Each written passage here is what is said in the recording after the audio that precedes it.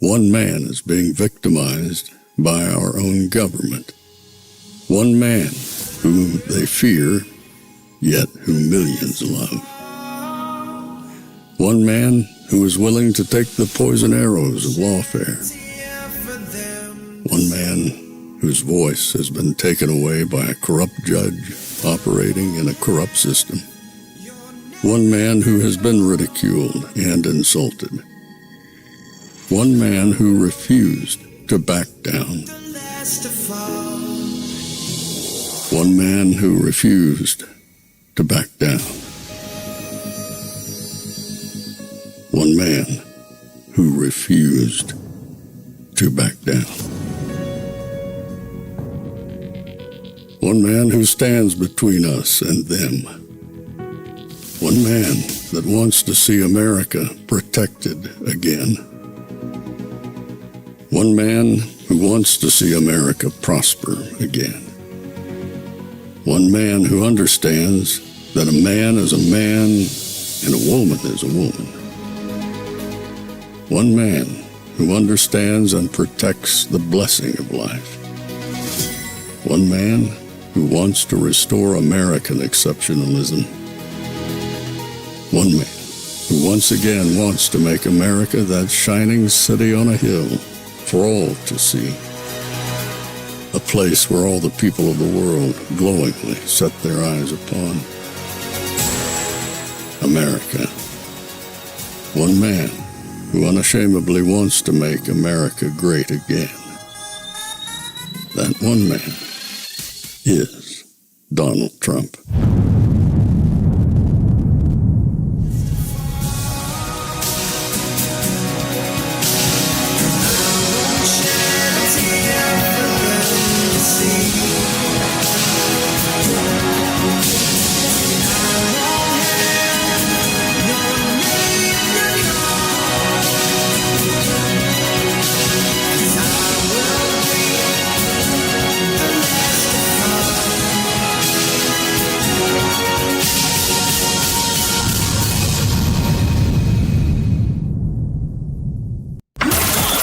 This is Fanfare with Barry Cunningham. The New York Times, the paper of record in our beloved republic, right? Trump uses 20 playbook to lay groundwork for dispute. He and allies spread distorted reports, inviting chaos if Harris wins race. And yours truly gets the above the fold photo. Why? They hate the fact that that this show is the activist show and that this is the leaders. The people listening to the show are the precinct strategy people and the leaders in the grassroots that are getting out and putting their shoulder to the wheel to make sure you have a massive effort. Also, the Cleta Mitchells and the Catherine Engelbrechts and the Jenny Beth Martins and all the folks out there that have been working on election integrity, along with Mike Davis and Bill McGinley, the Bill McGinley, and Boris Epstein. And Boris is with the president, and we're going to try to get him to call in. You can't do video because it's too hard to pull down. But we're going to be relentless in this. The reality we know, and this is my rant last night that I think's got over 2 million hits, is that when you talk about the physicality of the early vote, the materiality of the early vote, we're in so much better position than I thought we'd be in. I thought... my belief was that on the Sunday of the mass mobilization weekend, targeting Tuesday, we have to have a massive get-out-the-vote effort, and we traditionally do better on Election Day voting than they do, that there would be a couple of potential firewalls that they had set up that you saw were going to be huge issues. Those have not materialized, and we're going to go through math today to let you know it now. All that means is victories within our grasp. We just have to execute. This is no longer about strategy. It's not even about tactics. This is pure political muscle. And it goes to the theme of this show over the last couple of years, of which you guys have embraced. And you, the audience, are the prime movers. Think about this for a second. Let's pull the camera back. If we had put out a proposition or a predicate of an idea, of framing a couple of years ago. That actually working class people, Boris, and middle class people would have the wherewithal and have the election in their hand. It wouldn't be Wall Street. It wouldn't be about money. It wouldn't be about TV ads. It would literally be about going out. If we had said that at the time, you say, yes, I want it. That's exactly where we stand. Victory is within our grasp. Yeah. This is an historic revolutionary moment in American history. And guess what? It's on the eve of what happens next April 19th. It's the 250th anniversary of Lexington and Concord, of the shot heard around the world. You don't think that's providential? You don't think we're within 6 months of that? And here, in this day, and on Tuesday, she's not historical. Give me a break. She's not in the top 10. If you had to have a woman as president, she wouldn't make the top 10. You got Hillary and Michelle. You got so many others that if now in the breach, hey, maybe they try to make her historical. She's not a historical figure, and you know that they don't even take her seriously over there. Bill Maher's, laughing at her. They're goofing on her. Doesn't make her a bad person. It's just she's not particularly relevant. She doesn't have, wait for it, gravitas. She doesn't have a lot of things. Gravitas is just one of them. So, but I don't really care what she has. After what I saw this morning, my question is, what do you have? You see, I'm going to show you some things if we have time. We're in our home stretch here. We've got one more rally after today, and then we've got 4 tomorrow. We have 5 rallies. I guess we can count this one, make it 6. 2 today, now and later, and then 4 tomorrow, 6. We have 6 rallies. Ashley always asks me, she texts me, she goes, how you doing? Are you tired? My wife always says, hey, honey, you all right? Are you tired? Hell yeah. I'm tired. I am really tired. This takes a lot of effort and a lot of work to do and to keep pushing and understanding what we're trying to do. But I'm even more, not concerned, more confident that he's tired. You see, he's 78 years old, and he's flying all across the country, and I know he's got money so he can sleep in a hyperbaric chamber if he wanted to. He's got the best doctors, he's got everything. But it's still tiring, and the reason why it's so tiring, many of us have done workouts. We have worked out in the gym, and you get extremely tired, go home, get off your feet, have a couple of protein drinks, you're right back at it. You do your job, do whatever you need to do, go back to the gym tomorrow, you're right back at it. See, what makes this tiring is the emotional toll it takes. Because of how much it takes out of you, not for yourself. I turn off here and I go hang out with Robin. I jump in the pool, walk the little chihuahua, watch some football. Dolphins getting beat again. And I unplug. Because my confidence in the election is where it is. I don't have the constant turmoil of wondering what's going on. But when I turn this on and I see other people who do have that turmoil. The first comment I saw today on this broadcast, I flipped everything on and I just went. The first comment said, I hope he's in a better mood. The dude is fighting every obstacle you can imagine and those that you can't imagine. Understand that besides all of this and running for president and people being shot at him, shooting at him, and the media taking every shot they possibly can. You probably don't know because I told you not to watch, but the media came after him because he tried to tell everybody that the media should get shot at. Remember when he was asking, why don't I have glass over here? And he goes, over here I don't need it because, if they shoot here, they've got to go past the media, which I wouldn't have a problem with, which is exactly what he said. But they run to CNN and go, hey, oh yeah, Trump said that somebody should take a shot at the media. I'm like, God, you people lie. You people lie.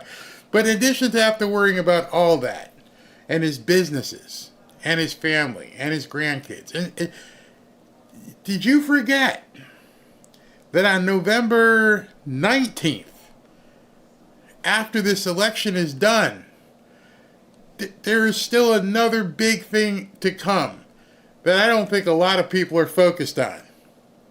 You see, on November 19th, he's scheduled to be sentenced for the crime up in New York. You don't think that's been on his mind? This guy could actually win the election. And you notice how everyone's saying, oh, we won't know for 10, 12 days. Well, what happens in 10, 12 days? Oh, he gets sentenced. Do you not think that these people will put him in jail in Rikers Island, hopefully to take him out after he's won the election, before he's inaugurated? How many of you didn't remember that? That's still coming. So on top of everything else, he's got to have in the back of his mind, they could actually seriously put me in jail. They could lock my ass up.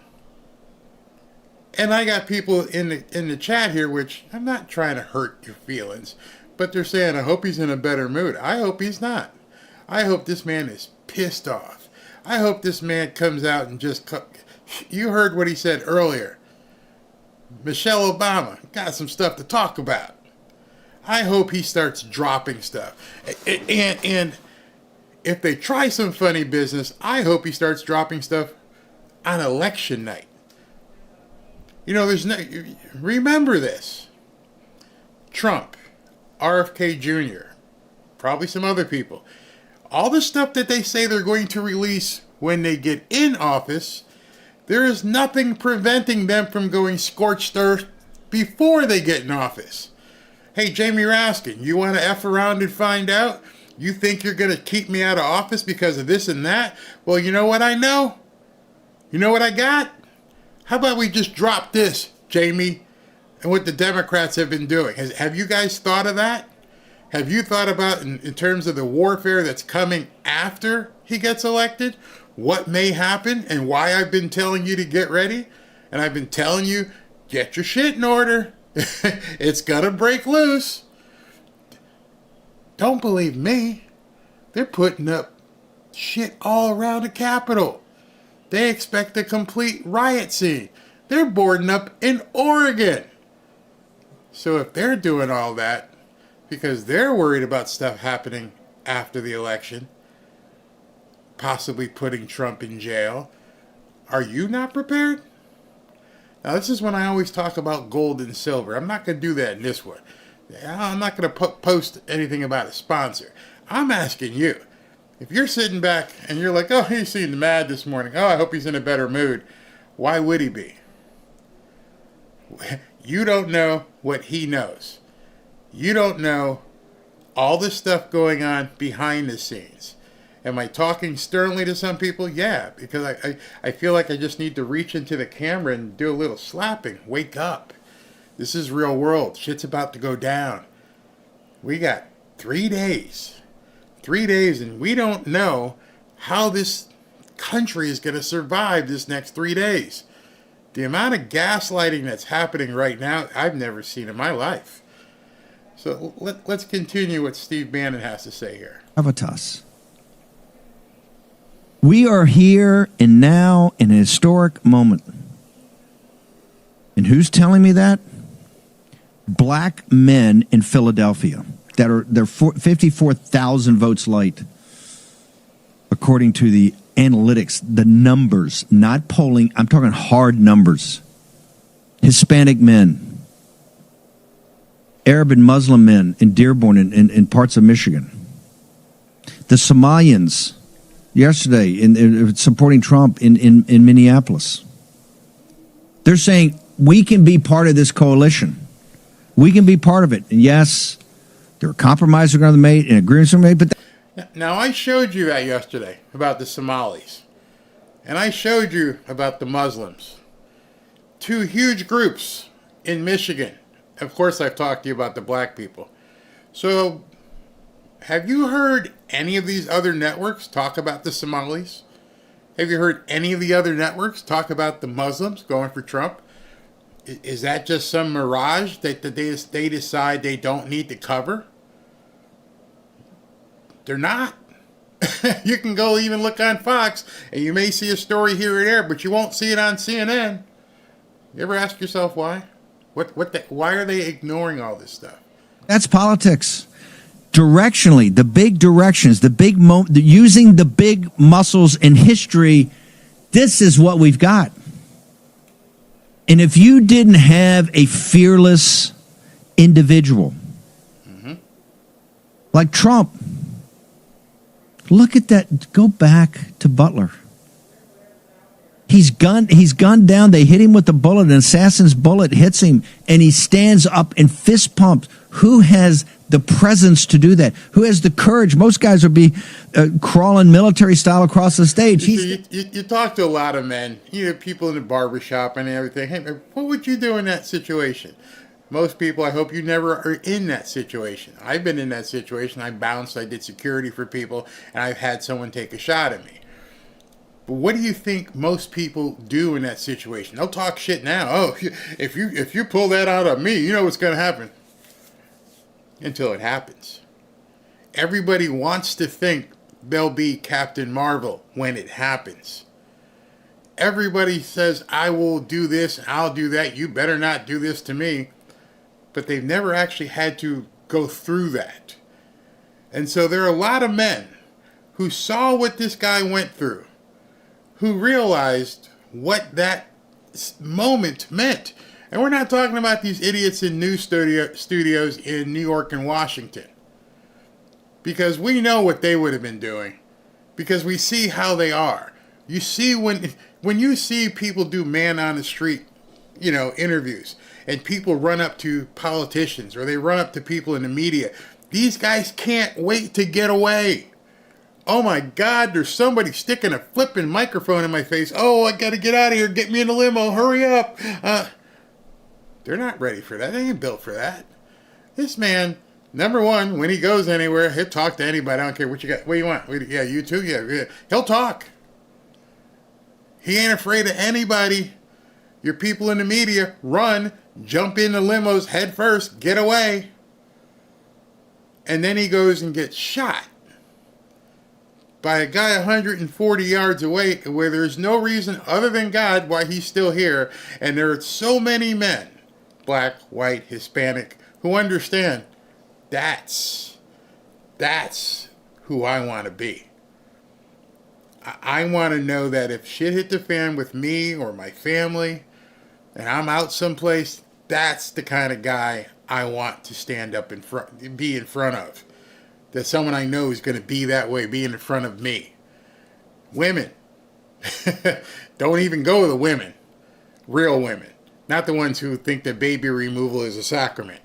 I'm talking about real women. Go, damn, that dude somebody just took a shot at him, and he jumped up and said, fight, fight, fight, and they're getting him out of here, and he goes, wait a second.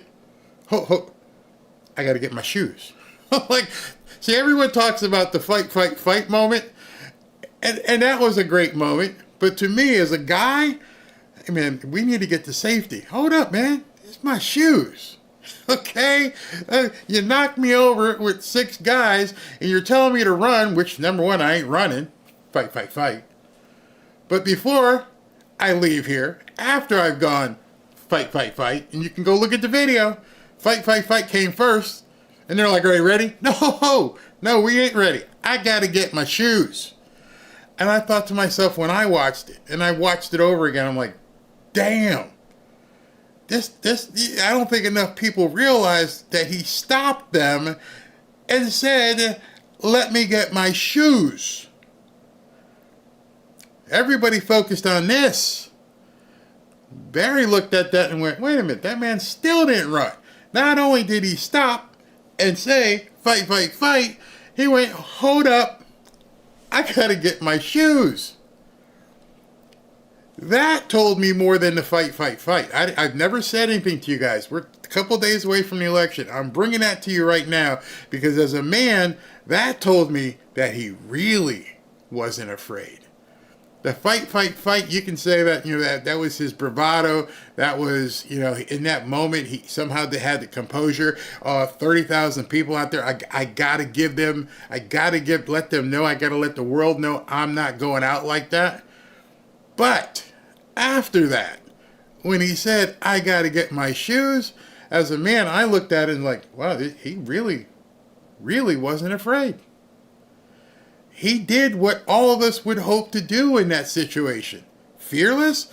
That was fearless, because most people would have said, if they had the presence of mind to do fight, the next moment would have been, get me the F out of here. Let's go. Let's go. All right, let's get to the car. I'm good. Did you remember that? I'd love to know in the chat how many of you guys remembered that instance. That a man who had rifles shooting all around him said, hold on, I got to get my shoes. That told me everything about his character right there. That was beyond politician stuff, political stuff. That was way beyond somebody running for president. That was a man who goes, F you, I'm not peeing my pants. I'm walking out of here like I came in. I'm walking out the front door. I'm not running out the back. And that's what Steve Bannon is talking about, a true leader. And trust me, men, lots of men across the spectrum went, yeah, yeah, that's a badass. And so, Malin, let's go back to the microphone. You can't coach that. You can't teach that. You either have that or you don't. The gods either give that to you or they don't. That's why he's a historic figure. All of these munchkins and gnomes that yammer and biting at his ankle, in history, they're all going to be forgotten about. You do understand? They're all going to be forgotten. Just like it's called the Age of Jackson. It's called the Age of Jackson for a reason. We don't kind of remember the other guys because President Jackson and Lincoln and Washington and FDR and Ronald Reagan. Hold on, let me stop for a second because I know a lot of you guys like this. Here comes Trump Force One heading in and hitting the tarmac as he arrives in Kinston, North Carolina. Love seeing that bird come in like that. All right, let's continue, Steve. Keep talking. Trump's at that level. I would actually argue, outside of Lincoln and General Washington, he's the third most important president in this country. And he will outlive, and what he did will outlive, and his courage will outlive all of his detractors. But and this is what is so powerful, it's you. They're not depending upon billionaires. They're not depending upon some big media apparatus. They're not depending upon, Deus ex machina. It's you. It's you. It's you. What determines the fate of this country is you. How many times in this nation's history has that happened? Yes. After Pearl Harbor, it was you. It was the greatest generation went out and won the thing. At different times in the Civil War, when the nation makes up its mind and they go out and normally on a bloody, we can do it here at the ballot box and secure a great victory, a monumental victory on the eve of Lexington and Concord, 250 years. Do you understand that makes us outside the Roman Republic? And I would actually argue, when you really look at the Republic days of it, the oldest republic in the history of mankind. What a better way to connect back to the unbroken chain. There's a reason why he said this today. And it's the same reason I said what I said earlier, is because you've gone this far. You've done the practice. You've worked out in the off season. You got ready. You decided to play the game. You joined the team. You did all that months and months and months, maybe years ago. And now you got 2 days left. And now you're worried? Now? You're like, oh, I'm not really sure. The polls are looking like this, and he looked upset today. Seriously? You've spent the last 4 to 8 years, depending on when you jumped on the train, supporting this man? You went through 2020. You got pissed off. You got rebuked. You've gone through and watched my rallies and other people's rallies, and you followed along. You went through the entire Q stuff. You've done all of this stuff, and you're 2 days away from the Super Bowl? And now you're concerned? I don't get it. I don't get it at all. I don't understand how you've gone through, because I know personally what I've gone through. I know you've gone through it. And so now, instead of being, completely enthused about things, completely fired up, because now you've made it this far, you've actually made it to the Super Bowl. You chose to come here. You chose to be in this game at this moment. And now you're worried? See, that's where the incongruity comes in. That's where it's like, what? Man, if you were afraid, you should have done that in preseason. The very first time you threw the helmet on and, hey, well, whew, that guy hit me. I got hit again. I don't know if this is for me. So you've gone through all the sweat. You've built up all your sweat equity. And you're right here ready to go out there to the biggest game of the season, the biggest game of the year, biggest game in your life. And now you're concerned? I'm telling you, no. Someone else is making you concerned. Someone else has stepped into your head with their psychological warfare that they're waging on you, because you've already proven you're ready. You can't get to this point in the, quote, season and begin worrying about, well, man, I don't know what's going on. Coach didn't look like he was confident today.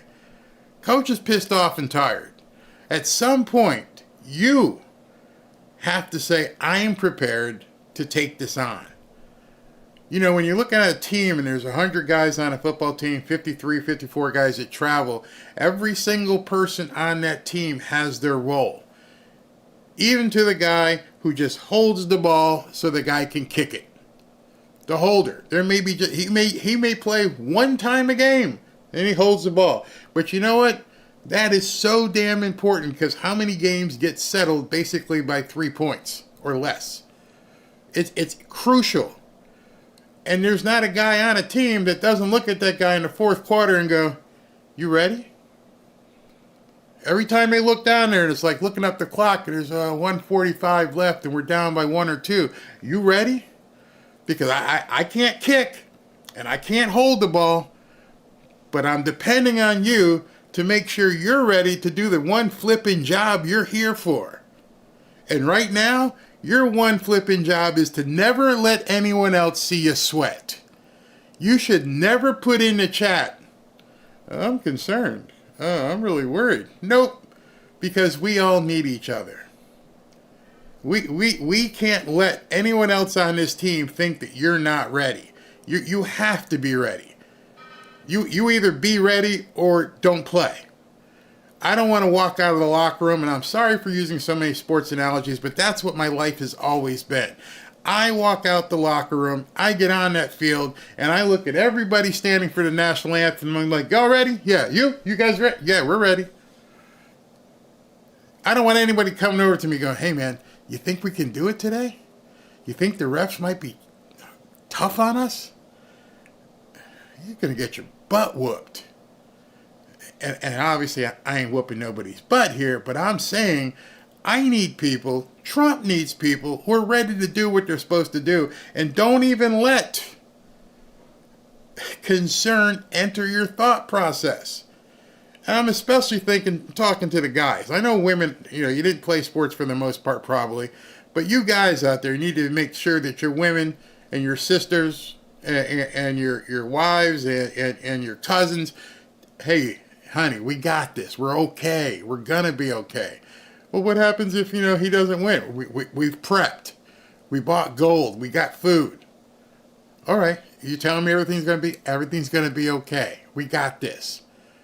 That's what you should be telling every other person in the chat if they now step up and say, oh, man, he looked mad today. Of that revolutionary generation with a new American revolution that brought in blacks and Hispanics and Arab Americans, all of it to working class people. This is what upsets them. Why do you think they call Trump a nativist and a racist and all that? And now in their face, and is that on the front page of the New York Times today? No, they're talking about the Taylor Swift young women coming out and quote unquote women over 65. Hey, that's all good. If you can prove it and it shows up on Tuesday, God bless you. But that's not the story. The story is the political class and the oligarchs on Wall Street and Silicon Valley and the military industrial the military intelligence complex stole the 2020 and ran him out of town. That's the reality. And against all odds, he's back. And why is he back? He had the moral fortitude and the just basic raw courage to say, I'm going to do this. And you in this audience said, hey, if you do that, I got your back. But did you say that? Did you say that with conviction? Did you say that and mean it? If you run for president, Trump, I got your back. Or did you say, hey, I got your back until Sunday before the election, but when they start their psychological warfare, I don't know if I'm here for that. Because that's what sounds like to me today. Sounds like to me today that a bunch of people said, hey man, this man's been shot at. I've been with him. I've watched Barry's rallies. I've watched other people's rallies. I've been there. And now I'm not really sure what's going on. I'm concerned. You owe it to yourself. Never mind it to Trump and other Trump supporters. You owe it to yourself. You've earned a position on this team. There's no time for you to turn around now because somebody's messing with your head. Because that's all they're doing. You know, when I started looking around today and seeing different things, I saw this. And it says NBC phone call with Donald Trump. And so they're talking about that poll. I wanted to get your take on this poll out of Iowa showing Harris in the lead. Is that concerning to you at all? Trump, no, it's a fake poll done by a Trump hater. Emerson, I'm up 10. I have others that I'm up 12 and 13. That's a fake poll done by Trump hater who oversampled a lot of Democrats. So why did Trump say that? Because there's all these other polls that say, I'm doing fantastic, but you're running a psyop on my people here, and you only want to focus on that one single poll that is complete BS, and that's what you want to talk about. Yeah, that would piss me off too. That's like throwing 6 touchdowns and getting 1 interception. People go, hey man, but you threw that interception. You know? Then you get this from Rasmussen, because now things are starting to turn. Rasmussen's head pollster, Mark Mitchell, suggests Trump is poised to secure a landslide victory that could resemble Ronald Reagan's historic landslide win over Jimmy Carter in 1980. That was at 223. And you say to yourself, how can all this stuff be real? How can he be possibly losing here? And another guy saying it was a landslide. Because they're messing with your head. Not that Mark Mitchell is. I find Mark Mitchell to be credible. I think he knows what he's talking about. And then Trump, he sees it. And he says, just 48 hours before Election Day, Trump issues a bold warning about Fox News, accusing them of being Democrats in disguise. We are now seeing a repeat of 2020 when it was Fox News that called Arizona for Biden. Don't be surprised if Fox News already has a plan in place regarding the results. This is he put out. This was at 11 o'clock this morning. Fox News keeps putting on Democrat ads as part of their news program. Their sound bites are almost all of Harris and her Democrat friends, all of whom are on the shows. Fox News is not our friend. In capital letters. It's crazy. The head coach just told you what I've been telling you. Don't watch. And I'm thinking to myself, I'm not the one making this stuff up. I understand what he says. I understand how he's directing people and saying, that, nope, that. And he's telling you specifically, don't watch Fox News. So how many of you tuned into Fox News today? All right? Then he's got to fight this kind of BS. Trump campaign statement from Trump Communications Director Stephen Chung. So again, like I told you, they started with another hoax that Trump wants to have the media killed. he had to put out a statement. Trump was brilliantly talking about the 2 assassination attempts on his own life, including one that came within a quarter inch of a kit from killing him, something the media constantly talks and jokes about. The president's statement about the protective glass placement has nothing to do with the media being harmed or anything else. It was about threats against him that were spurred on by dangerous rhetoric from Democrats. In fact, President Trump was stating that the media was in danger. In fact, they were protecting him. He was protecting him, and therefore in great danger themselves, and should have had a glass protective shield as well. There can be no other interpretation in what was said. So understand here, this guy is fending off all kinds of BS from the media to the point where they thought, or not thought, they decided they were going to run with a story saying Trump wants the media killed. And you're concerned because you think that, yeah, come on, man. Come on, people. You're fighting this kind of stuff. Then you got this one. This is more about that New York Times poll. It says New York pollster Nate Kahn announces, and this is how they got their number. Nate Kahn announces what white Republicans were not answering their polls nearly as much as Democrats, and says the polling miss could be similar to 2020. Wait. You're telling the world that the people you needed to poll weren't responding, so you just ignored them and put out a poll that said he was 3 points down in Iowa, but then you admit that you really couldn't poll correctly because the white men said go pound sand. Then why would you put out a poll when you know the data's flawed? And then why would the news run with it knowing that the data's flawed? These are his exact words. Non-response bias. 4 years ago, the polls were thought to underestimate Trump's because of non-response bias, in which his supporters were less likely to take surveys than demographically similar Biden supporters. I ask questions to you guys sometimes almost like I'm a pretend lawyer. And other day I said, how many of you have been polled? And I don't know if you saw some of the responses, but some of the responses, actually quite a few of the responses were no, I've never been polled, and B, if I was polled, I would lie to them. Or I would hang up the phone. To wit, that's exactly what happened. People are calling up out of the blue. Hey, my phone's ringing. Yeah, how you doing? Yeah, I've got your phone number, and I do have some data on you. Oh, that's right. Can you tell me who you're voting for? Who the F are you? And how'd you get my number? Now I need you to lose my number. How's that for your poll? I'm not giving some unknown person my personal information so I can get on some list somewhere. Hey, the guy who was at 561XXX, he's a Trump supporter. Just want you to know that. And so white men are like, I've been down this road. We're not going to respond. We're just not going to tell you. So according to these final polls, white Democrats were 16% more likely to respond than white Republicans. 16%!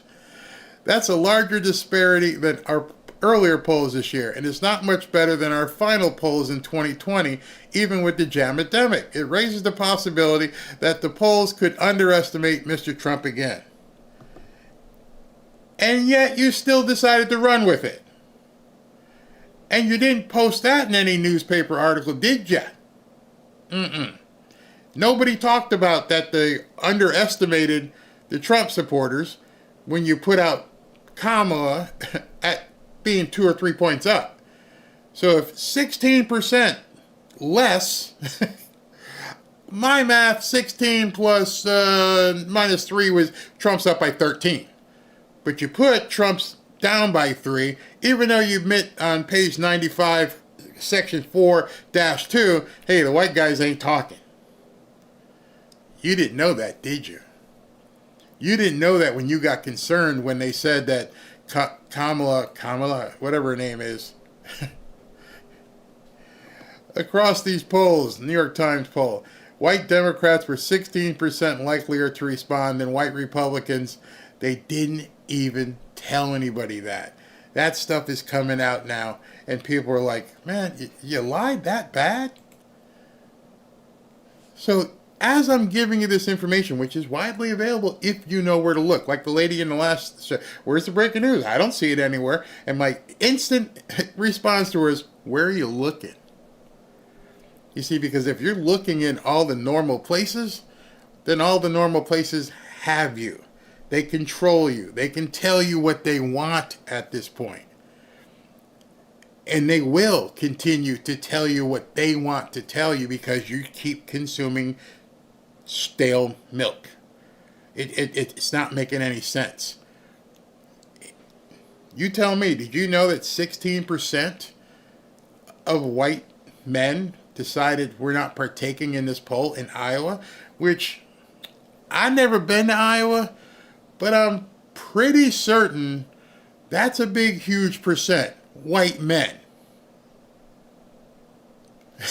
So if you know that white men didn't respond to your poll and you put it out anyway, then you're lying POS.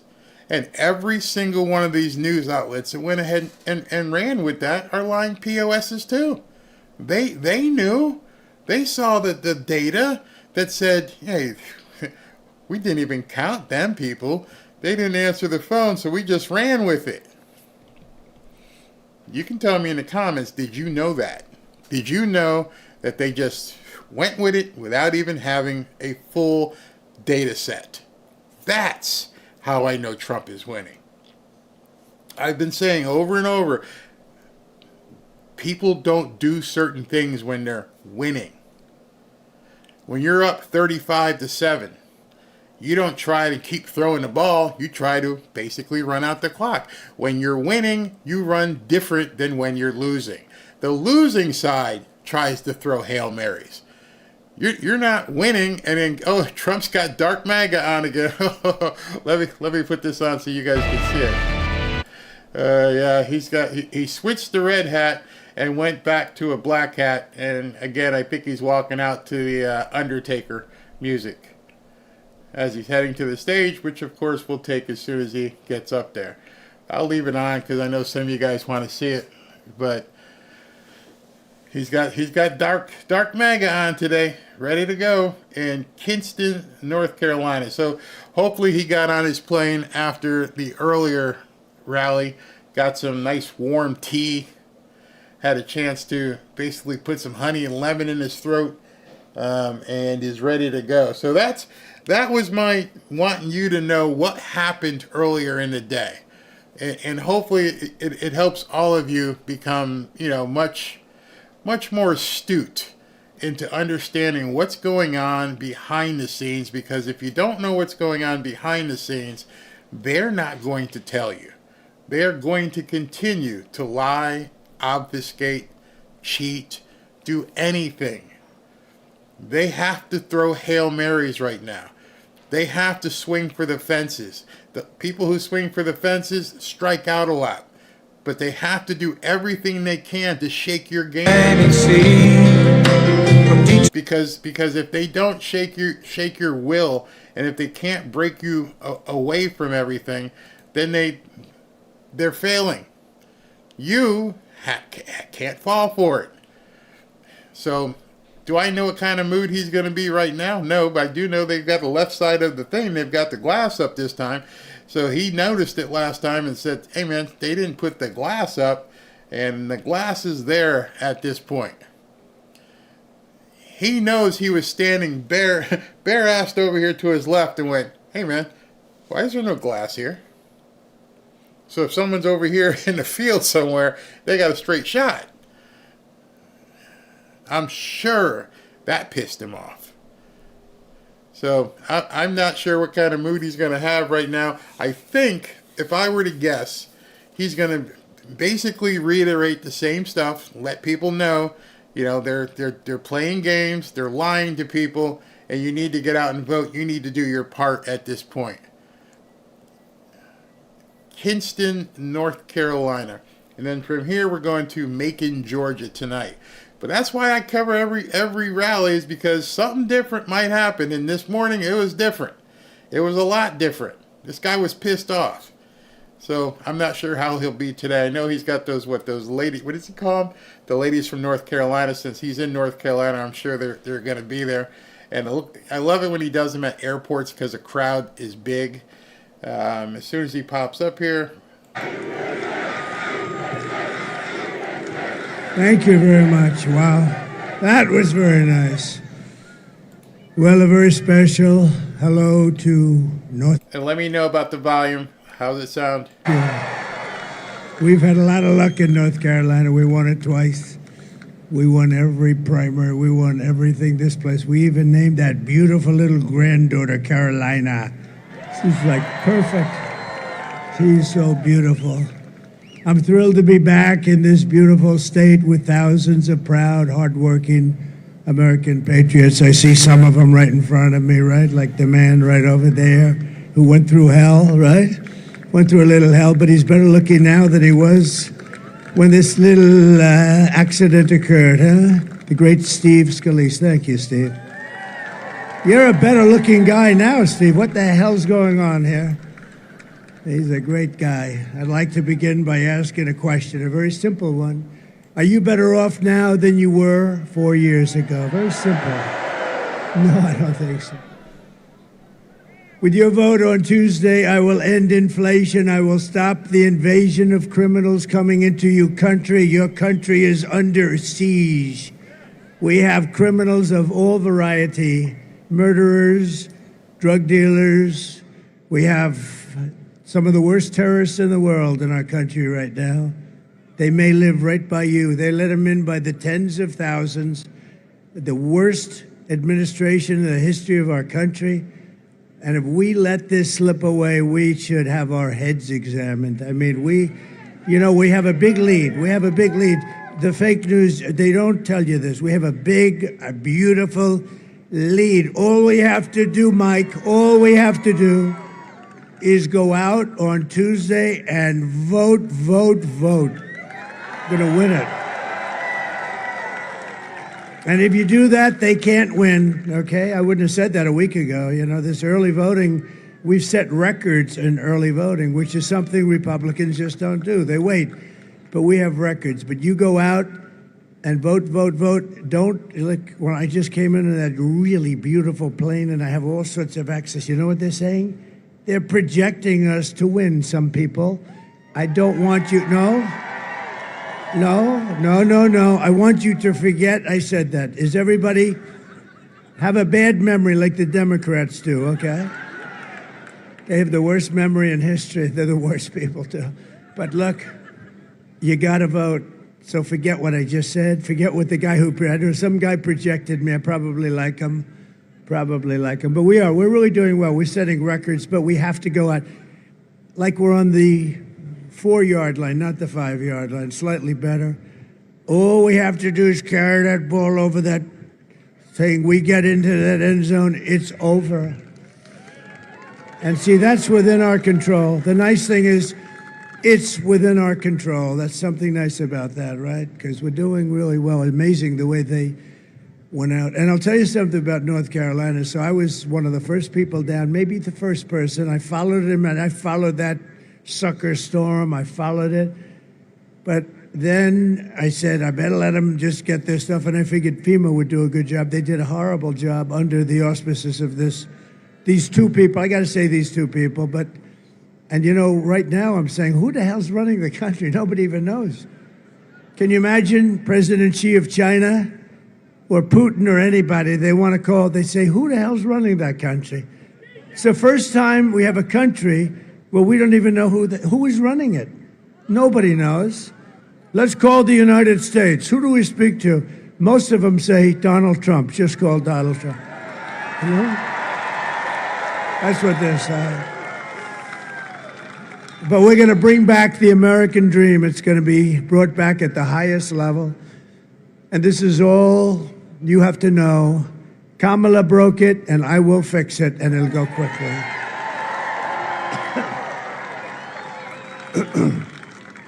Yeah, thank you. So, this is the big moment. We have a situation where if we do the right thing, we're going to have an America that will be bigger, better, bolder, richer, safer, stronger than ever before. If we do the wrong thing, we're going to go home empty, and our country's going to fail. Our country's failing. We're a failing nation, by the way, in case you had any question.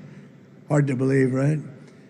But this election is a choice between whether we will have 4 more years of incompetence and failure, or whether we will begin the 4 greatest years in the history of our country. And you know, we're starting them from behind. We're like starting them from behind the end zone to bring back the football, and we're like off the field because of what they've done to this country. In 4 years, what they've done to this country, they should be ashamed of themselves. This will be America's new golden age. It's going to be a golden age. We're going to do it. We're going to, you know, I've gone 62 days in a row doing this. 62. Can you imagine? And last week she took 1 vacation, 2 vacations. I said, you're running for something that's 100 times bigger than the Super Bowl. How the hell do you take a day off? You can't. Even people that like me and they want me to, oh, please, sir, be nice. We just want you to enjoy your life, sir. I said, are you kidding me? We have a chance to turn this country into a miracle. It's going to be incredible what we do. I'm not taking any days off. We're not taking any days off, right, Mike? We don't believe in taking days off. No, but she takes days off. I don't think so. In fact, just the opposite. I don't think so. I was going to say, maybe she's smarter than us. I don't think so. Now, that would be a story. Wouldn't that be a big story? I don't think so. She's done a terrible job. He has. They both are. They all say, please, sir, just mention her. He's gone. He said, yeah, but, you know, he has something. I usually like to say they did, but for purposes of this speech, we'll just say that Kamala did. Because nobody knows. If I use the name Harris, nobody has any idea who the hell I'm talking about. I don't know what that is. I say Harris, and they say, who's Harris? Nobody knows. Every problem facing us can be solved, but now the fate of our nation is in your hands. It's in your hands. If we win this state, that will be so big. And you know what I love about this state? You had Hurricane Helene, and I'll tell you what, I've watched a lot of hurricanes. I've never seen a hurricane that went from here down to Miami. I mean, you know, got the end result of it. It was very wet down there, not devastation like in North Carolina and Georgia. They've all, I'll tell you, states have done a job, but the FEMA's really let them down. They've really let them down.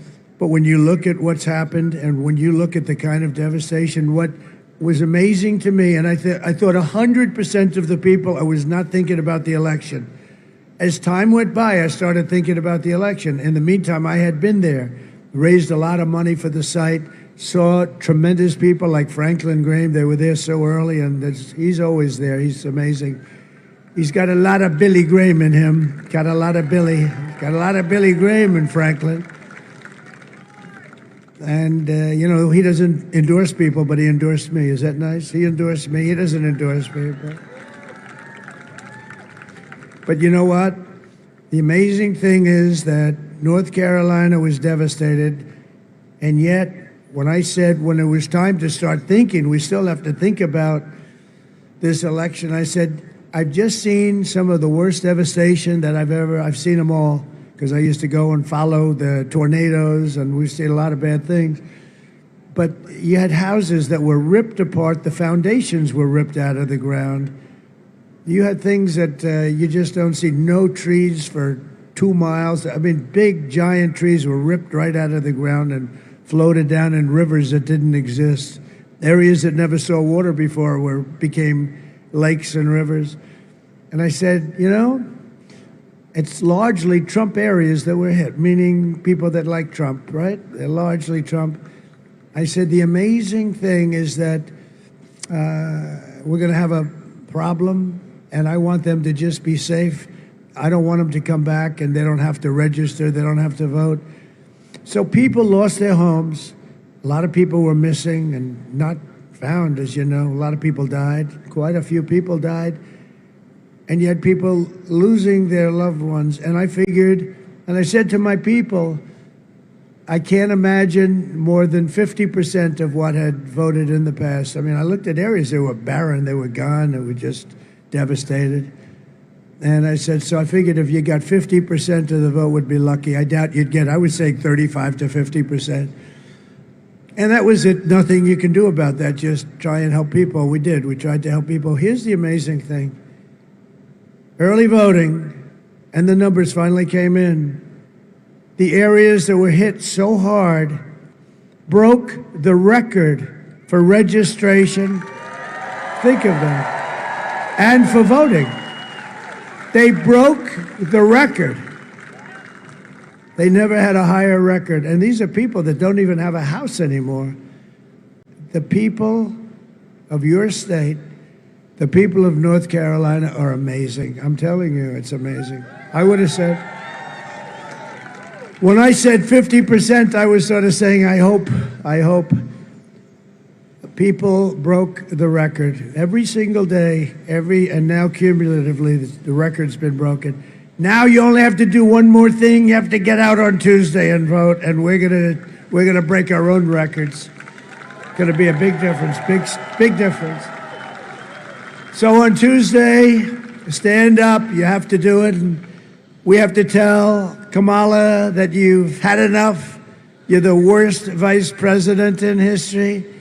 You did the worst job ever on hurricane salvage and removal and just the security, what they've done, it's so bad. You know, they spent their money on the migrants coming in, on illegal migrants. They don't have any money. FEMA's got no money. And just look at her and say, Kamala, we're not going to take it anymore. Kamala, you're fired. Get the hell out of here. You're terrible. You're terrible. They're terrible people. There's something wrong with them, actually. There's a lot of things wrong with them. But we got to win this race. If we don't win, I can't even imagine, because we're right there. We're right at this step. Let's go get it over the line.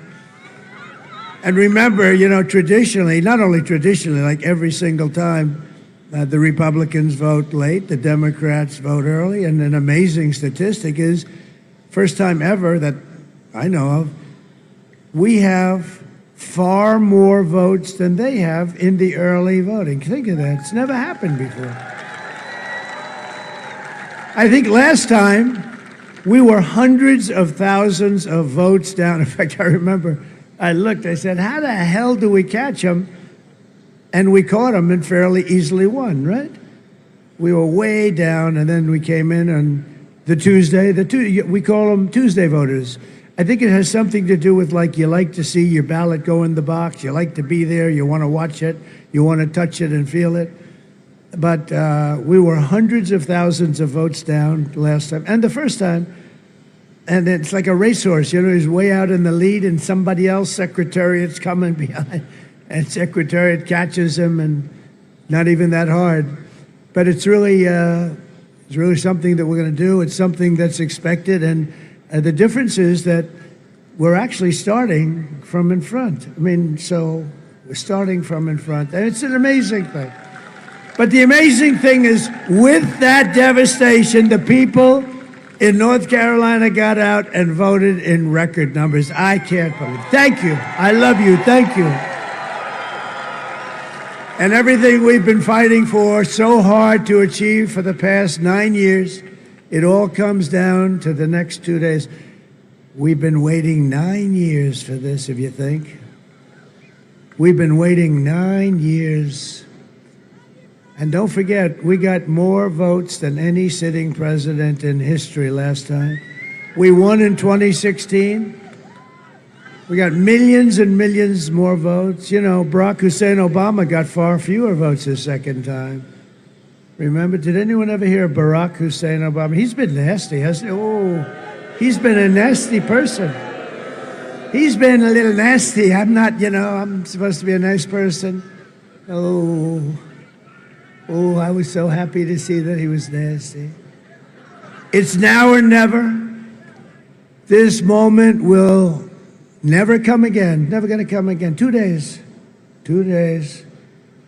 For the sake of your family, for the sake of your country, for your freedom, you have to get out and vote. And I love that phrase because I saw it with a fighter. It was in the 15th round. That was when the fights had the championship rounds. It was unbelievable. Like maybe Roberto Duran, and he was a little bit behind, and he was a great champion. And they said the same thing as I said, or very similar, except they were a little more violent about it as they smack him. They're smacking him. Roberto, this is for your family. And he got up and he went wild and he knocked the hell out of the guy. You ever see that? It's great. I love that stuff. Don't we love it? We love guys like Dana White that do such a good job, right? UFC. Yeah, but he said Roberto, and they're smacking him. And, different kind of a champion. But we're champions, and this whole state, everybody here is a champion. We can all be big winners. So everybody, and grab anybody you can. Just grab them and say, we're going to vote. Who wants to watch sports on television when you have that? This is the biggest sport of all. I'm telling you, I was saying, do you think this is bigger than the Super Bowl by 100 times or 1,000 times? It's like 1,000 times. These guys, so much is made of the Super Bowl. This is 1,000 times bigger than the Super Bowl. With your help, we are going to defeat Kamala Harris. We are going to win North Carolina. And we are going to make America great again. That man. 4 years of Kamala have delivered nothing but economic hell for American workers. Her inflation disasters, they caused inflation. They screwed up my energy policy, and the prices went up and everything else. It's real simple. In addition to that, they way overspent. They got trillions and trillions of dollars. Hopefully we get rid of Mitch McConnell pretty soon, because he helped them. That guy. Can you believe he endorsed me? Can you? Boy, that must have been a painful day in his life. Every time I think of it, he didn't have to do that. He provided the necessary votes. What a disgrace. But we have great Republicans running, and you have one of the best of all right here. David McCormick, you know that. Where's David? Is he around someplace? We just left him. He's a great guy. But her inflation disaster has made life unaffordable, and the cost to families is $30,000 a year just in higher prices. That's what you paid. And just this week, we had the worst jobs report in modern history with only 12. Okay, so I can't believe this has happened. Thank you, sir. I can't believe it. The report came out, they thought it was going to come out after the election. This is the worst job and jobs report that I've ever seen. So usually it's, 250,000 jobs have been, because, you grow and it's almost automatic. So I guess you saw this, Steve. That was probably the first thing you saw. 12,000 jobs were created. That's like for Walmart. That's not for a country, big country. 30,000 private sector jobs were lost. They were killed in a single month, 30,000 jobs. These were the numbers that just came out. Nearly 100,000 manufacturing jobs were wiped out from the beginning of the year. Those are the really primo jobs. 150,000 Americans joined the unemployment rolls in October, and nearly 250,000, 250,000 people dropped out of the labor force. That's like a depression. Just think, a few months ago, they fraudulently claimed, and it was a fraud. They claimed, this is a serious fraud, that they had 818,000 jobs were created in the country, and none were created, zero. You know about that, right? And they got caught by a whistleblower. A whistleblower blew the whistle on Crooked Joe and Kamala. They're crooked people. They're bad people. We've got to win this. They get them out of there, get them out of there fast. So think of that. They created 818,000 jobs. Wow. And even that only brought it up to being okay, but it was, it wasn't like a disaster, but it brought it up to okay numbers. People were a little surprised because everyone knows the economy stinks. So all these jobs, and it added up to being, like not a big story. But a whistleblower was in there where they do the statistics, and he couldn't take it. And he blew it out of the water. And the press, the fake news back there, they hardly covered the story.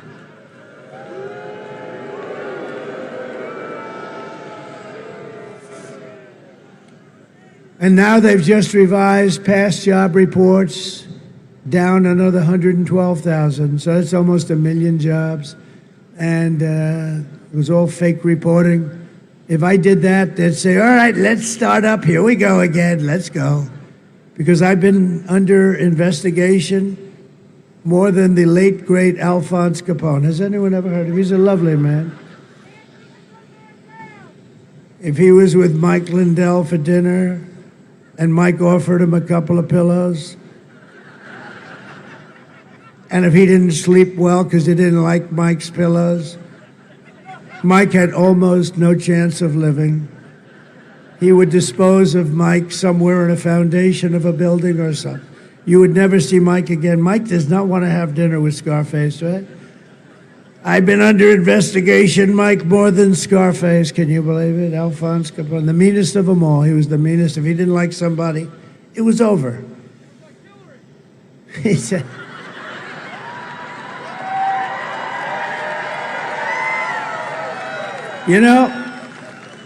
I just left another good place in North Carolina. I had some of the best quips today. You have a wit about you. Who the hell made that say? Hey. No, I had some guy on the other one. He was screaming that stuff, and it was so good I had to stop, and the place went crazy. Now I have a new genius back here.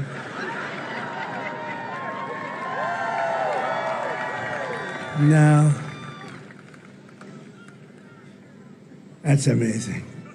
Meanwhile, 100% of the net jobs created, you've heard this, it's an amazing thing. They've all gone, 100% have gone to migrants. Did you know that? All the jobs that were created. These are depression-type numbers, and that's where we're heading if she's elected. I always said, I don't want to be Herbert Hoover. It's so terrible. He became president, and then fairly shortly after, they ended up with the greatest depression of our times.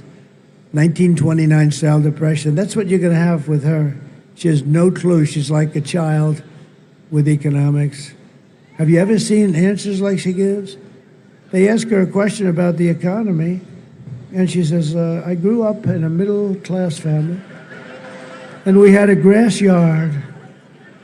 Oh, it was beautiful grass. Oh. Under my leadership, we are quickly going to turn this economic nightmare into an economic miracle. We're going to turn it around very fast. You know why? For a lot of reasons, but you know why?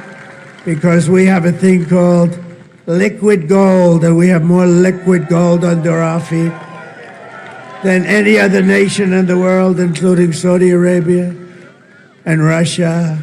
And we took it from number 4 to number 1 in 2 years, and I was way number 1, way higher than the two of them. And we were going to become energy dominant very shortly, and then we had a nasty little election that took place. And this time they're watching a little bit differently, I guess. Who would have thought that could have happened? But we're going to make America wealthy again. We're going to make America affordable again. We're going to get those prices down. We're going to get them down quickly.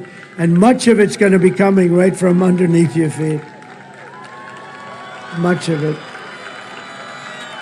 And we can do that, other countries can't. So it's a great thing that we have, and we're 2 days away from the best jobs and biggest paychecks and brightest economic future the world has ever seen. We're going to turn it around fast. And you know an industry I want to bring back? A lot of you aren't going to care about this so much because you're not in that industry. The furniture industry. You had the best craftsmen in the whole world. I used to come down, I'd build a hotel, and I'd always go to North Carolina and come to the different, I knew every guy, every place. It's here a lot.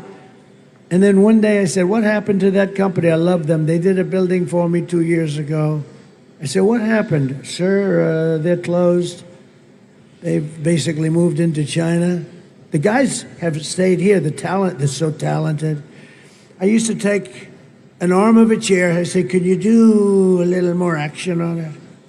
Sir, watch. Ding, ding, ding, ding. I said, that's it. Would you like us to carve your face on the chair? Yes.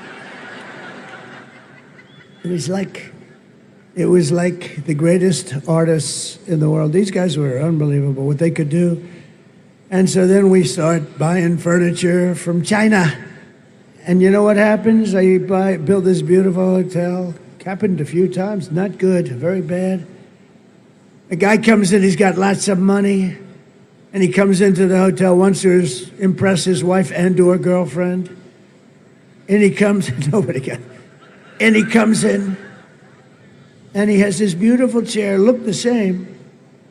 Actually not as good, but it looked good enough.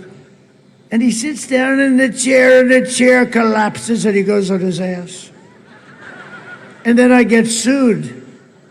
This was China. No, we're going to get that business back.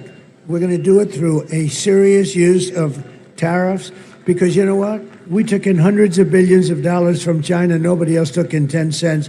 Nobody else. Barack Hussein Obama, you know what he took in from China? Nothing. Nobody did. Nobody took in anything. I took in hundreds of billions of dollars. I saved our steel industry. I put tariffs on the steel. You wouldn't have any steel. You would, for all the things you make, you wouldn't have any steel. You'd use plastic. But then you'd find out plastic isn't quite as strong as steel. You'd say, we don't want to build a plastic gun or something that you build. And no, we did a hell of a job. But I took in hundreds of billions. And a lot of people like me, a lot of business people like me. The steel industry likes me. And I wouldn't approve, by the way, the sale of U.S. Steel. This was a great, great company 60, 70 years ago. Our greatest company. And now, as you know, Japan wants to buy it.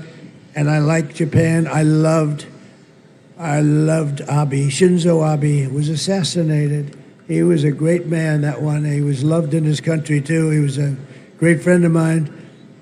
But I went back to him. I said, Shinzo, we have to talk. He goes, I know what you're going to say, Donald. I know what you're going to say. I said, how do you know what I'm going to say? It has to do with the trade agreements, right? I said, yes, it does. How did you know that, Shinzo? Because you're smart. And nobody ever came to see us about that. We would have been open because it was a one-way ripoff of the United States.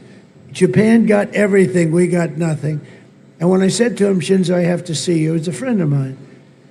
I said, I hate to tell you, but we're going to have to change this. He said, I know what you're talking about. I said, you really understood it? He said, nobody ever came to us. We would have done something. We'll end up, unfortunately, having to do more for you than somebody else, which turned out to be right.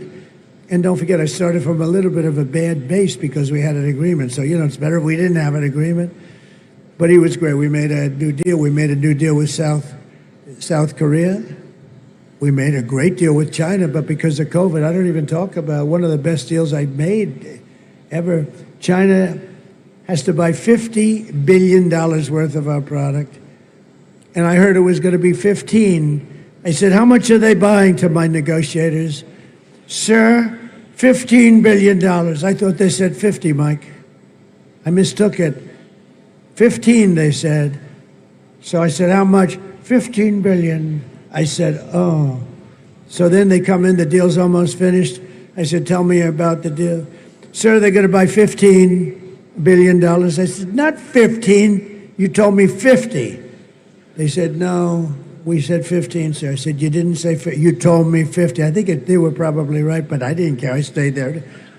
I said, go back and tell them it's 50. And they did, and you know what? They agreed to it. Can you believe it? But I don't talk about it because of COVID. We did a great job in COVID, but, nobody knew what it was. Nobody had any idea what the hell was happening. But it came out of the lab, you know that, the Wuhan lab, and every country in the world suffered so greatly. $60 trillion and tremendous amounts of death all over the world. Look at Italy and France. The countries were just destroyed over what I think was just incompetence. I don't believe they did it on purpose. They took a big hit too, by the way. At the end, it looked like they escaped it. Man, did it get them, and it got China hard at the end. But Kamala talks about fixing the economy. I saw her yesterday. We're going to, when I get to office, she said, when I get to office, she's in office now. Just get the guy out of bed and tell him to sign the document. She said, when I get to office, we're going to do this or that, and, all stuff that she's never going to do anyway. And I say, why didn't she do it? Why doesn't she do it now? I said that in the debate. Why didn't you just do this stuff? I'm going to do this and that. But this was the worst yesterday because she said, I'm going to do, as soon as I get to office. She's in office now. So if it's any good, do it now. But what she's doing isn't good, so I didn't make a big deal out of it. Kamala's plan will impose the largest tax hike in American history and raise taxes on the typical American family by more than $3,000 a year. And she lies. Everything. She said, I'm going to impose a sales tax on the people. No, I'm going to impose a tariff on the outside world, and they're going to pay it for their privilege of coming in and robbing our jobs and robbing our companies for years and years. They like to say that the sales tax is created by a tariff. No, it's not. This is look, I had a lot of tariffs. I took it. The most beautiful word in the dictionary to me is tariff. If I had more time, I'd say, no, it's third. I say religion and love. Religion, love, and tariff in that order. But I don't have enough time to do this, Steve. I got to get going here. I'm a little bit late. So, the most beautiful word is the word tariff, because it's going to make us so rich. And we're going to save our companies. We're going to stop them from leaving. If I were here, I would have imposed a tariff on these people that drop furniture in our country for 1/3 the price, and it was no good. The furniture was garbage. I would have saved all your companies. Nobody would have, but I'm going to do it now. Because, they still have, they want our companies to move and get out. If we build a car and we send it to China, they won't accept it. If we send it to even Japan, I mean, they're friendly, but, some of our worst trading partners are the ones we get along with. Like the European Union, they're brutal. They're brutal. It's, this nice village, let's go to a village. Austria and all these wonderful places. They're brutal. We're going to lose $350 billion with the European. We lose with everybody.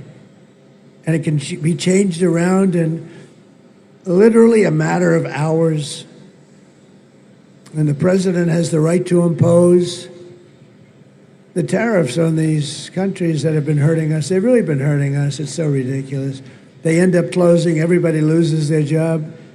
Then they make it in their country, and then they send it back to us with no tax, no nothing. And we lose it. We lose the company. We lose the jobs. We lose sort of everything, and it's so stupid. And all we have to do is the same thing, but we have a big advantage because we have the pot of gold. See, ours is really the pot of gold. Ours is the one that they want, but we won't have that pot of gold very long because the way these fools are running our country, we're going to be a busted country pretty soon. My plan will massively cut taxes for workers and small businesses, and we will have no tax on tips, no tax on overtime, and for our seniors, no tax on Social Security benefits. And our seniors need it. our seniors, because most of the seniors are on a fixed income. I'm not, but many of them are. Did you see Truth Social yesterday? It's become a rocket ship, like Elon's rocket ship. Truth. No, it's become a rocket ship.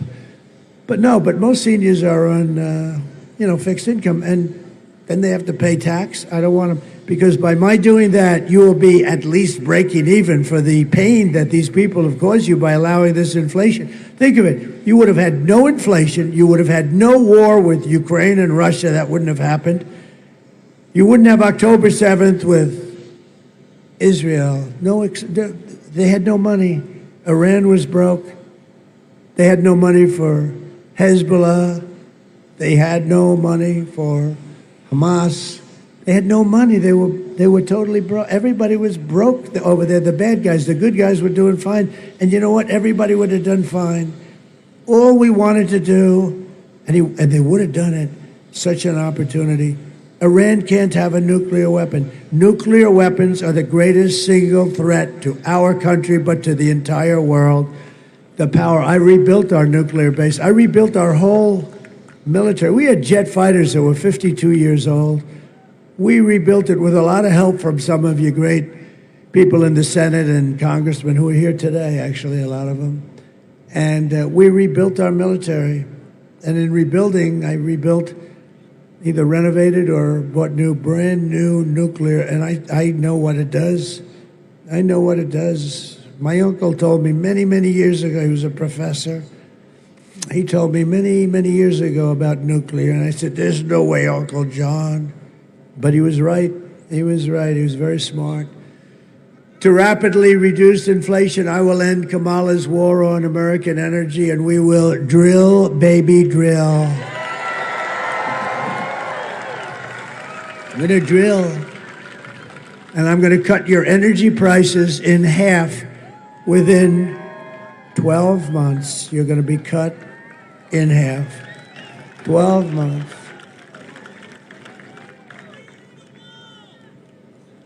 And we built 500 miles of wall. I heard the wall. We built 500 miles more, 571 miles of wall. We're going to add 200 more. Think of it. We were going to add 200 more. And incredible what's happened. It's really incredible to see the devastation that they've left in our country. And we're going to turn it around. We're going to turn it around so fast. You're going to be so happy. It's going to be a miracle. To bring back millions of jobs, we're going to lower taxes on businesses, but only for those businesses that make their product in America. And if these companies don't make their products here, then they will pay a tariff when they send their products into the United States for the privilege of competing with our workers and our now protected companies. We're going to protect these companies that move in. They're going to move in by the thousands. They're going to move right here, but they're going to move in by the thousands. And we're going to protect. We're going to really protect these companies. We have to, otherwise they'll leave just like the other companies left. They're going to be protected, and you know who else is going to be protected? Our workers are going to be protected, and they will not have had a jobs fair like we're going to have. You know, I deal with, I don't know, there's something nice about automobiles and automobile production. And I was in Detroit at the Detroit Economic Club making a speech a few weeks ago. And Detroit's been devastated, you know, just years and years and years of abuse by other countries. They took their cars. A friend of mine builds auto plants, and I said, you know, about a year and a half ago, I said, I want to see an auto plant. He said, okay, when do you want to do it? I said, anytime. He said, you'll have to come to Mexico. I said, why Mexico? He said, because that's where the big ones are being built. I said, you mean so they build them and they send them into the U.S. across the border? Yes. The big one, the biggest one of all is being built by China. It's massive. And I'm going up then a couple of weeks ago to Detroit, and I'm trying to explain to them what's going on. They're stealing their businesses. They're taking everything. And I said, listen, very important. We're not going to let this happen. And I let everybody know at this forum, and actually a little before the forum, that I was going to impose a 100% tax on any cars that are coming in from Mexico made in this plant that was only built to rip off Michigan and rip off Detroit.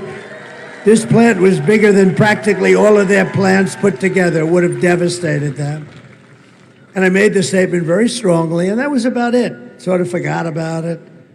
And I saw him like a couple of weeks ago in the audience. And I said, would you do me a favor? Tell that gentleman, his name is John, I want to see him. He builds auto plants, the biggest, I think he's the biggest guy, biggest in the world. He's very good at it. And he said, comes backstage. I said, hey, John, how's that big plant that you're building or getting ready to build in Mexico, owned by China? How is it? Oh, sir, that's been dropped. I said, what? He said, they dropped it quietly last week. They're not going to build the plant because they think you're going to become president and you're going to put tariffs on the cars that come across. And they've decided that they'd lose a fortune, and they've dropped the project. How about that?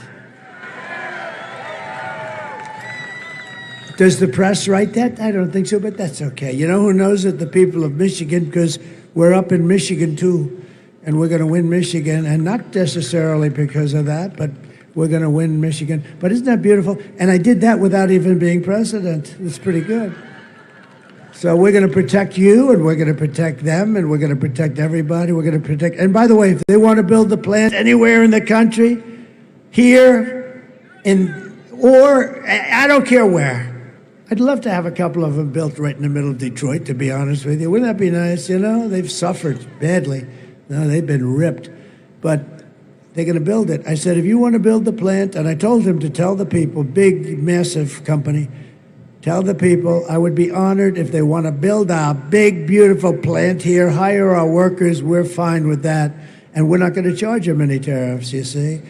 I say the way you get rid of the tariffs is to build your plants in the United States of America. That's what we want. And they're going to be coming in here by the hundreds and by the thousands, that we're going to have them come right here.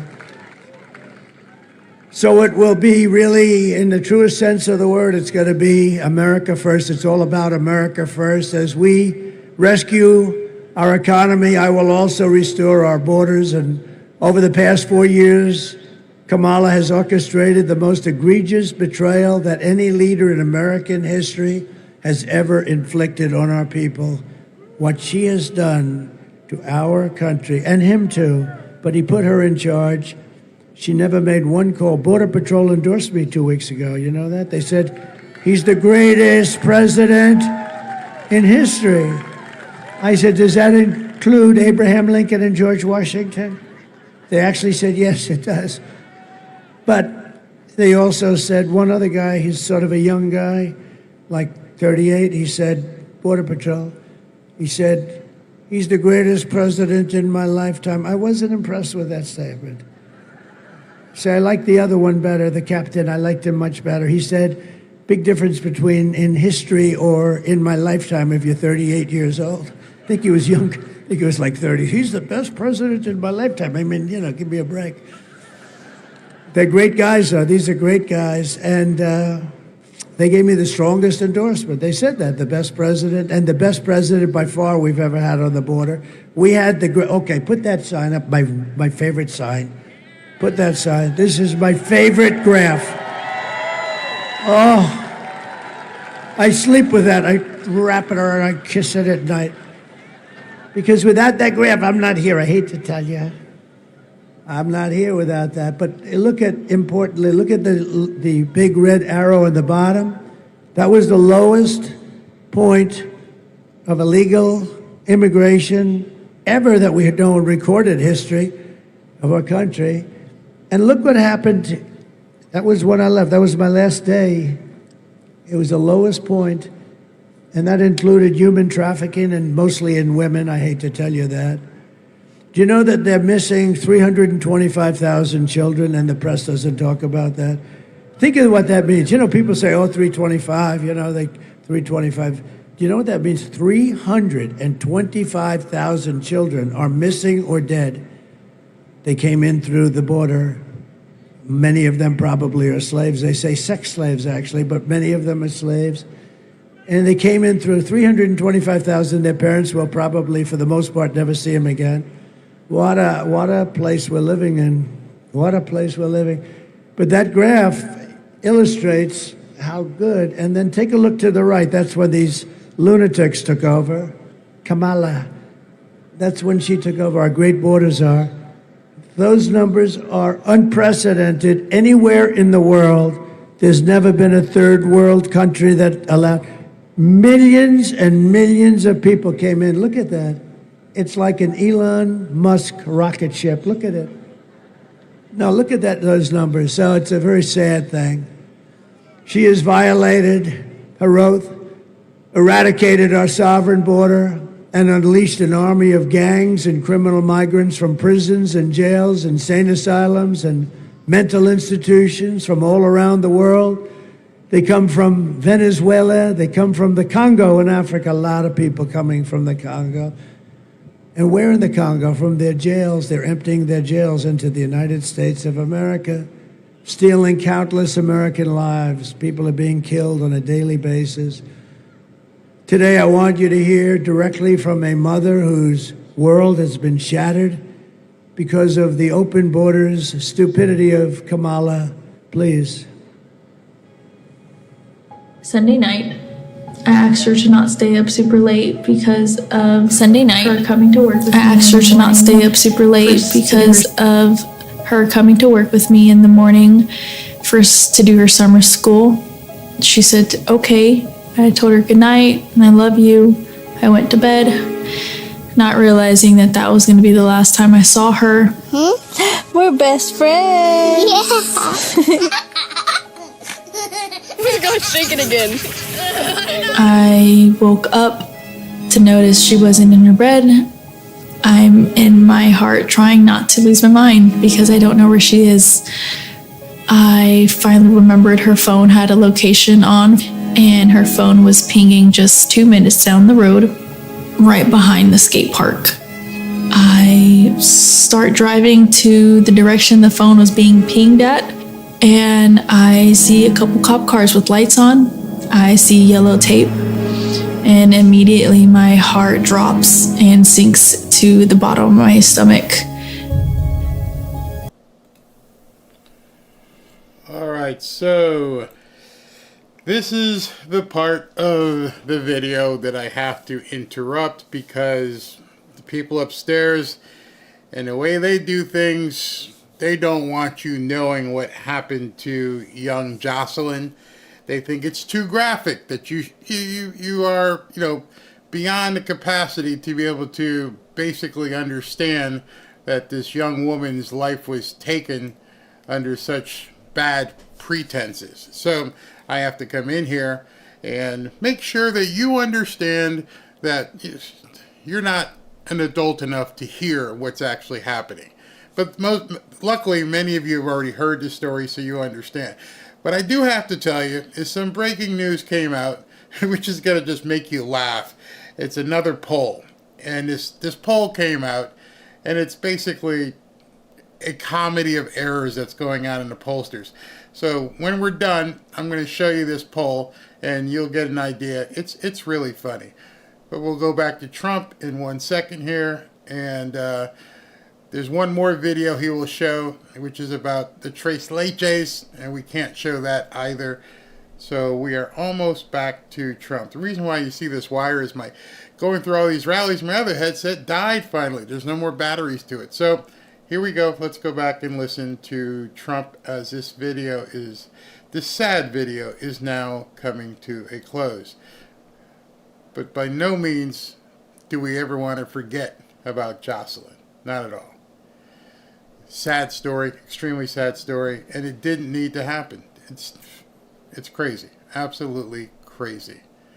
All right, let's get back to our regularly scheduled programming.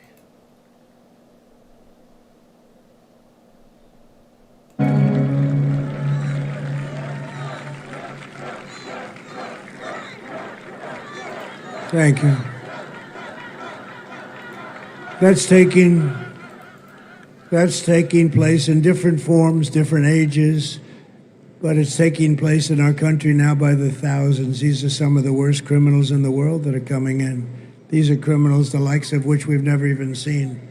They make our criminals look like nice people. These are tough, tough people. MS-13, they don't like using guns because they're not painful. They use knives, and they chop people up, Long Island. And if we didn't have the great patriots of ICE, who are tough people, but they love our country, and Border Patrol, they're great. They want to do their job. They're not letting them do the job. But if we didn't have those people, it would be unbelievable. We moved thousands of MS-13 gang members out of our country. And that's why Border Patrol says there's never been anybody like Trump. Tom Homan said it. He said he's the best we'll ever have. You'll never get better. We had a perfect thing. When this guy used to go to the beach all the time, all he had to do was leave it the way we had it. And it was just getting better, better, better from years of abuse. But we had it down to a science, and we'll do it again. The difference is it's much worse now than it was in 2016. You know, in 2016, I got elected, I think, mostly because of the border. But that border was nothing compared to what you have right now. We put up all that wall. We got Mexico to give us thousands of soldiers free of charge. I said to them, look, if you don't give them, I'm going to put tariffs on your cars coming over. But other than, and they said, first they said, we are not going to do that. After I said the tariffs, they said, sir, it would be our honor to give you as many soldiers as you'd like. And we had a very safe border, and we did a good job. And most of these things that you'd watch now or that you read about, I think all of them, they would have never happened. The day I take the oath of office, the migrant invasion ends and the restoration of our country begins. And when you vote on Tuesday, vote in honor of Jocelyn and Laken Riley of Georgia and Rachel Morin and every American who has been stolen from us by Kamala's border betrayal. It's a total betrayal. Remember, not once in 4 years did she call anybody in Border Patrol. How are we doing? I called them all the time. I drove them crazy. How are we doing? How's it going? Never once did she call. Never once did she visit. She visited one time in an area that had nothing to do. You know, she liked it. But essentially, never once did she visit. If she wins, you will live the rest of your life as second-class citizens in your own country. That's what's happening. I used to say, not so long ago, Venezuela went bad. You know, Venezuela 18 years ago was a thriving country. They had elections, they had everything, and then one day it went bad. And the same thing happened there as happened here. Same kind of scum that we have to deal with all the time. Guys like Adam Shifty Schiff, can you believe it? Fake investigations all the time. The use of the FBI and the DOJ to go after their political opponent who's kicking their ass. Isn't that great? But our nation will be look, we're going to be dominated by this migrant invasion soon.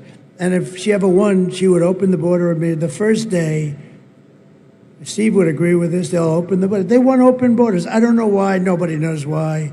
Either they hate our country, or they maybe want to put them on the voting rolls. That's probably the reason.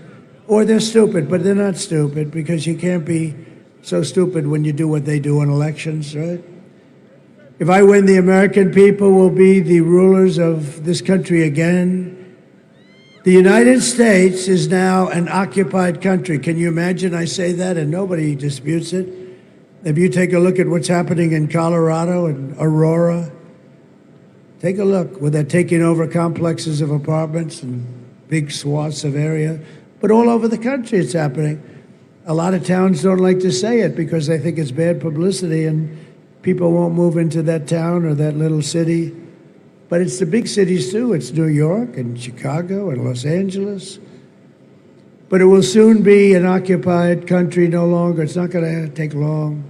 You know, these guys come in, they're vicious, violent, and like military age, but they have military quality equipment, military quality guns, rifles, equipment. November 5th, 2024 will be Liberation Day in America. It's going to be Liberation Day.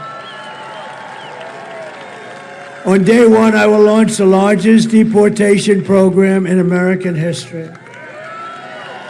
I will rescue every city and town that has been invaded and conquered. These towns, think of those words. These towns are being invaded and conquered. What the hell? And nobody disputes me on that. And we will put the vicious and bloodthirsty criminals in jail or kick them the hell out of our country as fast as we can. And to expedite removals of Tren de Aragua, that's the big gang, the vicious gang from Venezuela, and MS-13 and other gangs. They're savages, savage gangs, savage people. They're savage people, actually. I will invoke the Alien Enemies Act of 1798. See how far back we have to go? Because they didn't play games back then. They weren't politically correct. They wanted to run a country, and sometimes you have to be strong. 1798 to target and dismantle every migrant criminal network operating on American soil. We'll get it done fast. And if they come back into our country, it's an automatic 10 years in jail with no possibility of parole.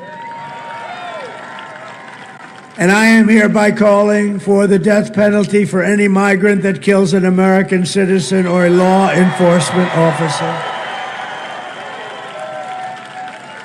And I will immediately ban all sanctuary cities in the United States of America. They're sanctuaries for criminals.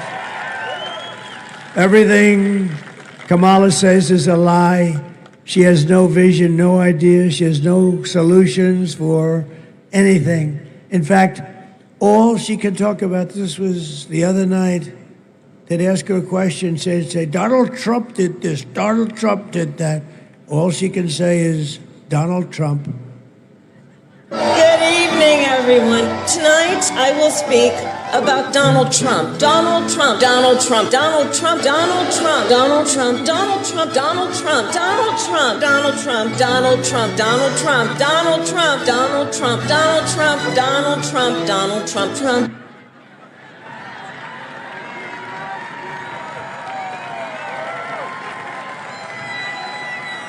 What the hell did I have to do with it? That's all she talks.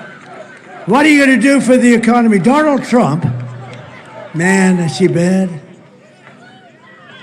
How about 60 Minutes? You see that? Where 60 Minutes defrauded the American public. You saw that? She gave an answer that was so bad, it was grossly incompetent. It was like taking 1,000 words and throwing them on a wall. And so they did something that I never thought, that I never even heard of. They took her entire answer out, every word, Steve. Every word taken out. And they inserted a new answer. And they got caught. So watch what happens. We actually, on your behalf, if you don't mind, we sued CBS and 60 Minutes, okay? Because you know what that is? That's election interference fraud.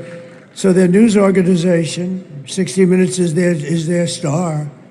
CBS's news organization in the middle of an election, think of that, changed the answer to a question in its entirety, right? I mean, I don't know how they respond to it, but they'll figure a way, I guess. But we did. We brought a suit on Friday against them for a lot of money. That's so terrible. No, I've never heard of a thing like that. I think it's the worst, most egregious broadcast fraud I've ever seen. I've seen a lot of bad things happen with these people, but that's about the worst I've seen. Kamala's campaign is running on nothing but hate and demonization, calling half of America now garbage. You know, Joe got up and he said, they're garbage, you're garbage, I'm garbage. Meanwhile, Kamala says she would not do anything different. I won't do one thing different. What would you do differently? Remember the 325,000 children. Wouldn't that be nice if they handled it differently? Remember all of these things that we talk about tonight? She said, I wouldn't do anything different. Take a look. Would you have done something differently than President Biden during the past 4 years? There is not a thing that comes to mind. I stood there on the tarmac watching you check your watch. Would you have done something differently? There is not a thing that comes to mind.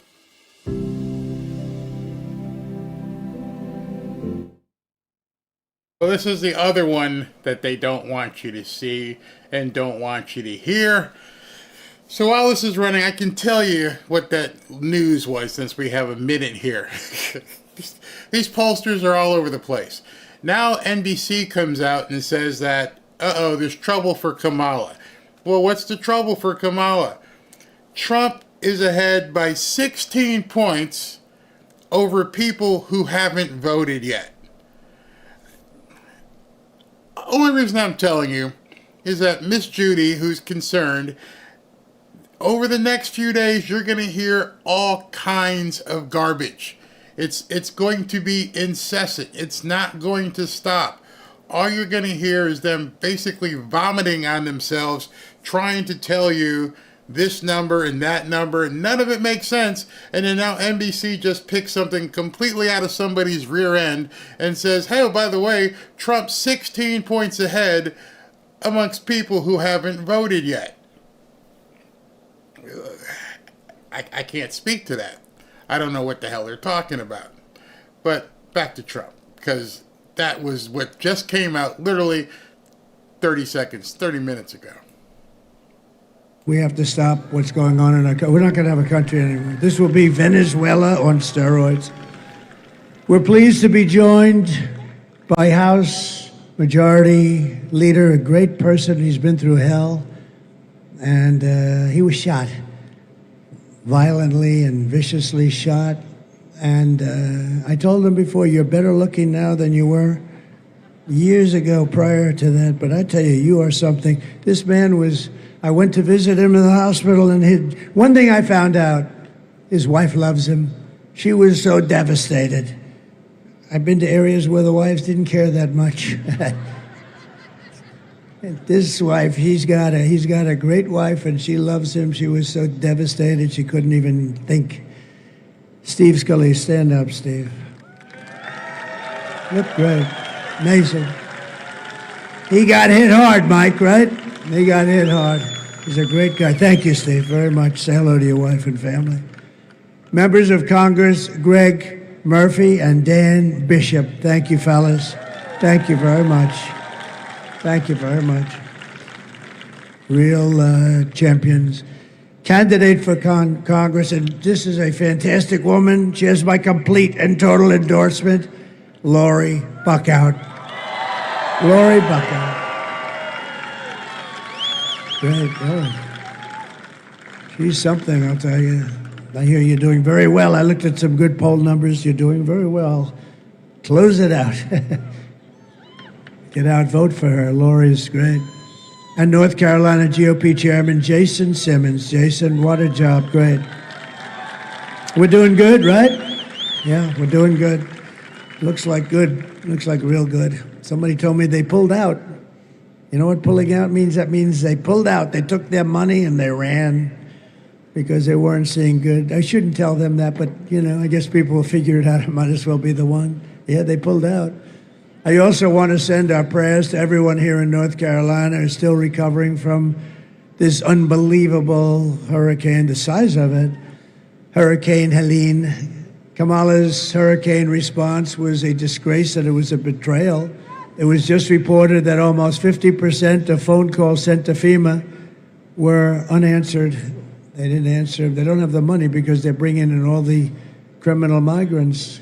You cannot trust this person to be president of the United States. She destroyed San Francisco, and she will destroy our country. We're not going to let it happen.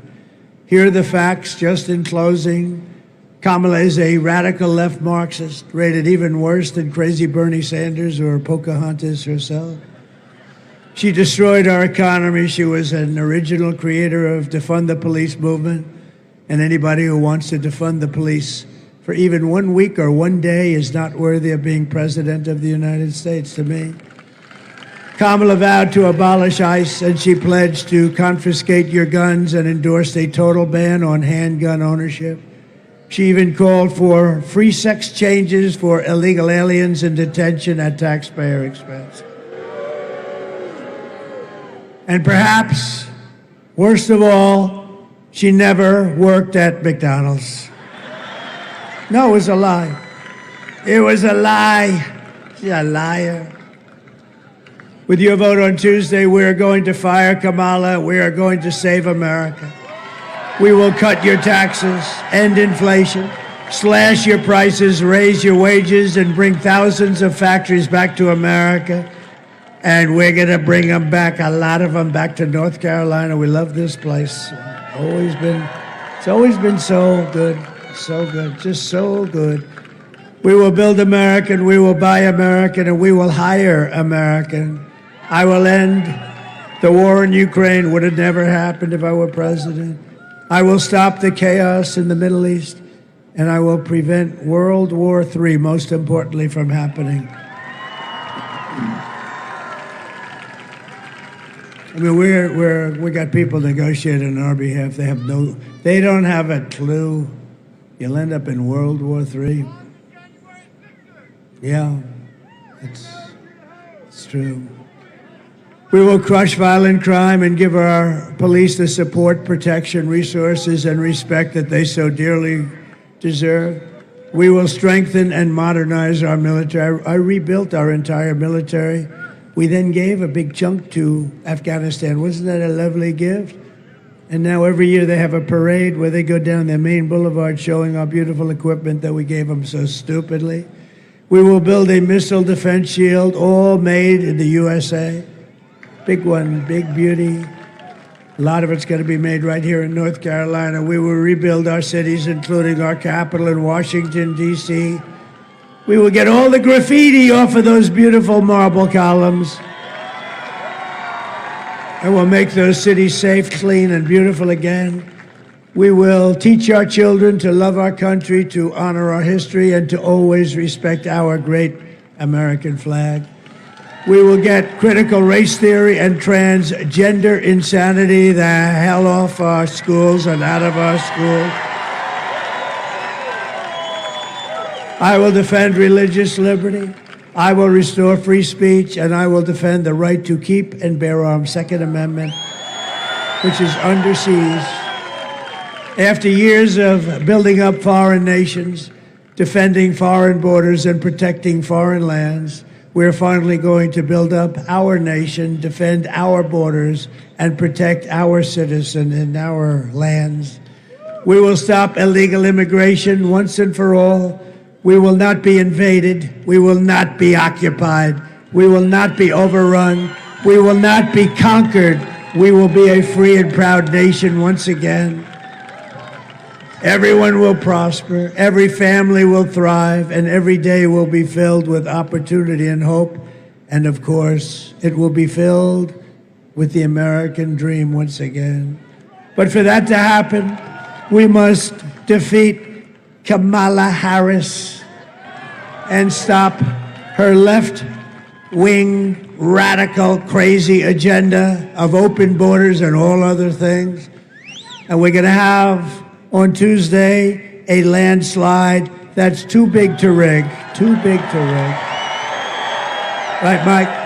Right? So please get out and vote. Get your husband. I know he'd like to watch television that day. Say, Harry, get the hell out of this because you're going to vote for the president today, Harry. But darling, I'd like to watch a little more television. Get up, Harry. We know who the boss is, right? For the past 9 years, we have been fighting against the most sinister and corrupt forces on earth. With your vote in this election, most important election we've ever had, you can show them once and for all that this nation does not belong to them. This nation belongs to you. It's very simple.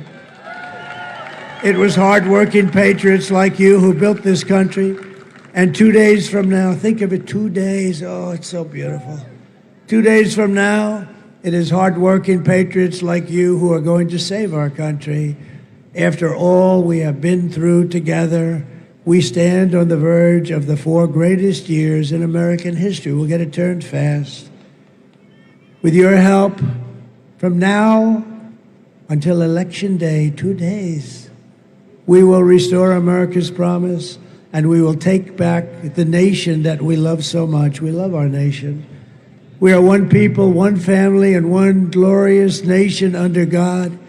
We will never give in. We will never give up. We will never back down, and we will never, ever surrender. Right, Steve?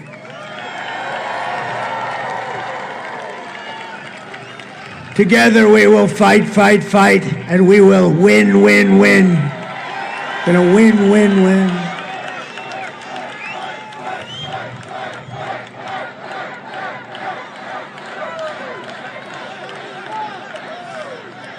November 5th will be the most important day in the history of our country, and you will be so proud that you cast your vote the way you did.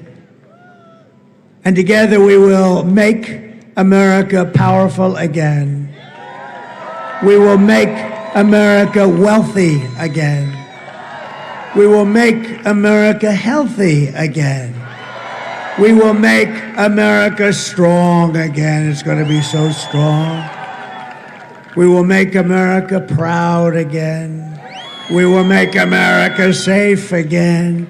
And we will make America great again. Thank you very much, North Carolina, and God bless you all. God bless you. Go and vote. Thank you, Mike. Great. Very happy. Thank you. Thank you, Steve. Thank you, everybody. Thank you, everybody. All right, so rally number 2 of the day has wrapped up. This one in Kinston, North Carolina. He's got one more today. I don't know how his voice is going to basically make it, but he's doing everything he can to finish this off strong. He finally basically talked his voice out. He doesn't seem to have a cold or anything, but he looks like those vocal cords are just strained to the max. So we got one more rally tonight.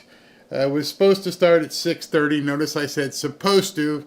That ain't going to happen. So he's in Kinston, North Carolina right now.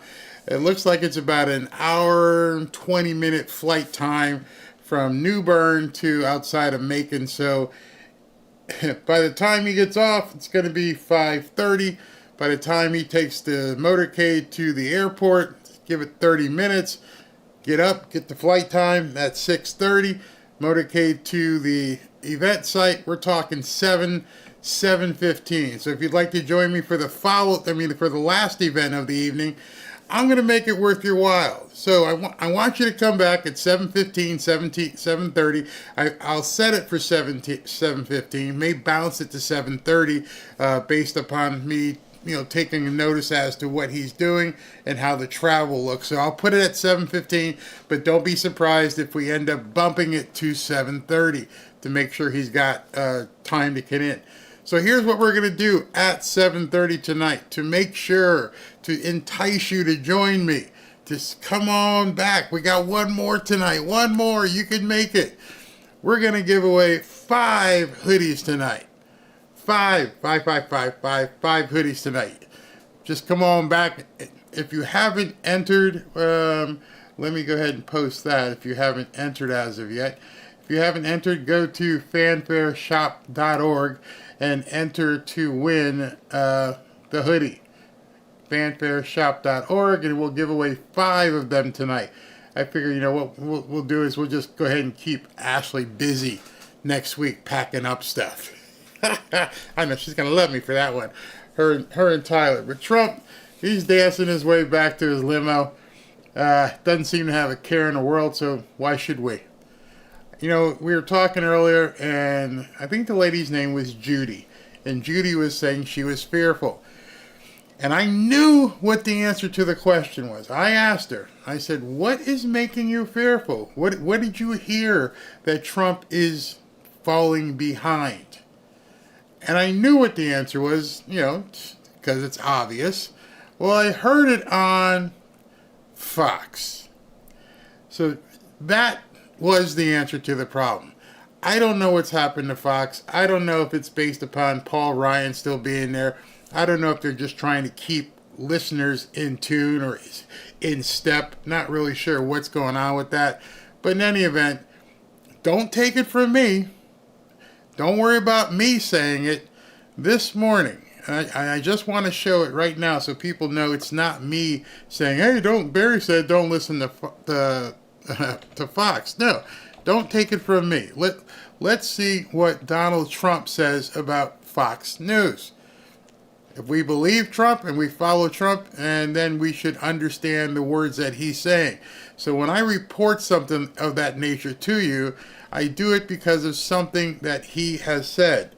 And I'm trying to find it. It was this morning.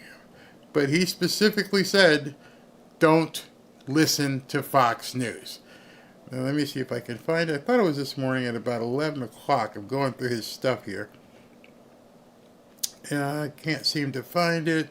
But he went scorched earth on them and said, don't listen. Oh, here it is, right here. Bingo. All right. Let me go ahead and pull this up for those of you, especially Judy, who may not have seen this. Okay, Judy, there it is. Fox News keeps putting on Democrat ads as a part of their news program. Their sound bites are almost all of Harris and her Democrat friends, all of whom are on the shows. In giant capital letters, Fox News is not our friend. It's crazy. So I didn't make that up. I've heard it before. I've heard him say it multiple times, but he said that again at 9:42 this morning. So, Judy, I'm just going to propose this to you, and I'm talking specifically to you and anybody else who feels fearful. Those are the words that you used. And I asked you why you were fearful, and you said Fox News said that things were, he's falling behind in Ohio. Now you know. Don't watch it. Go outside, touch grass. You got a garden, do some gardening. Ignore the media. They don't know what to do. Things are happening minute by minute. Oh, he's up by 10, he's down by 10. He's up by 6, oh, he's down by... They don't know what they're doing. They can't make up enough stuff to cover what's really, really happening. They can't throw enough money at Polymarket. At every single person who is going to vote one way or the other, they're not changing their minds right now. The only difference is who's going to come out. Who is actually going to get off their duff on Tuesday, because early voting is just about over, if not over. So that's the only variable. There are no undecideds.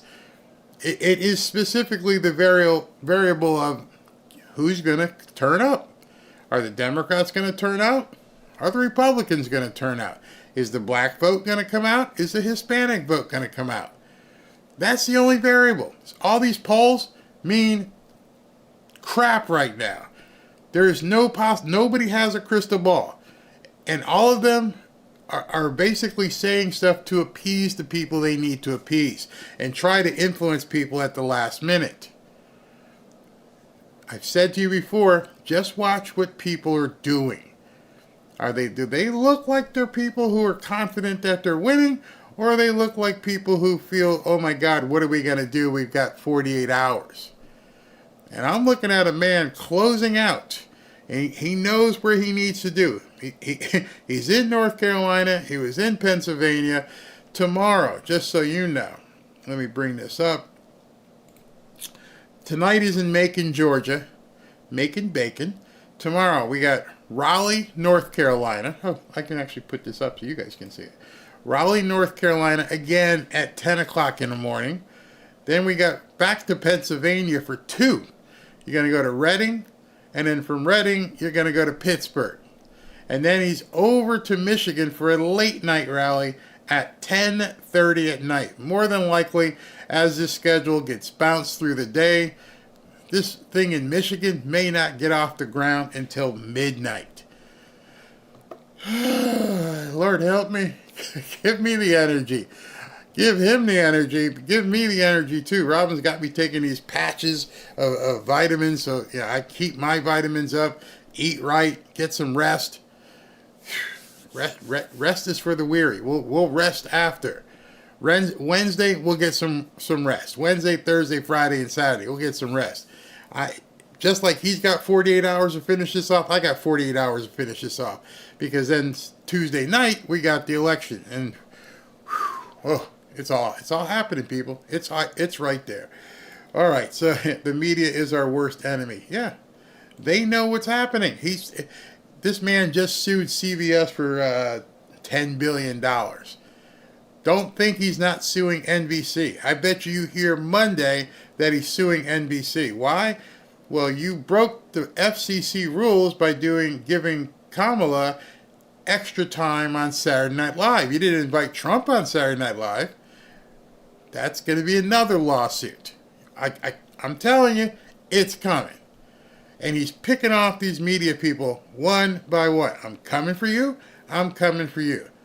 It's going to happen. And we get to sit and not speak. Yep, got to be careful what you say here. Absolutely.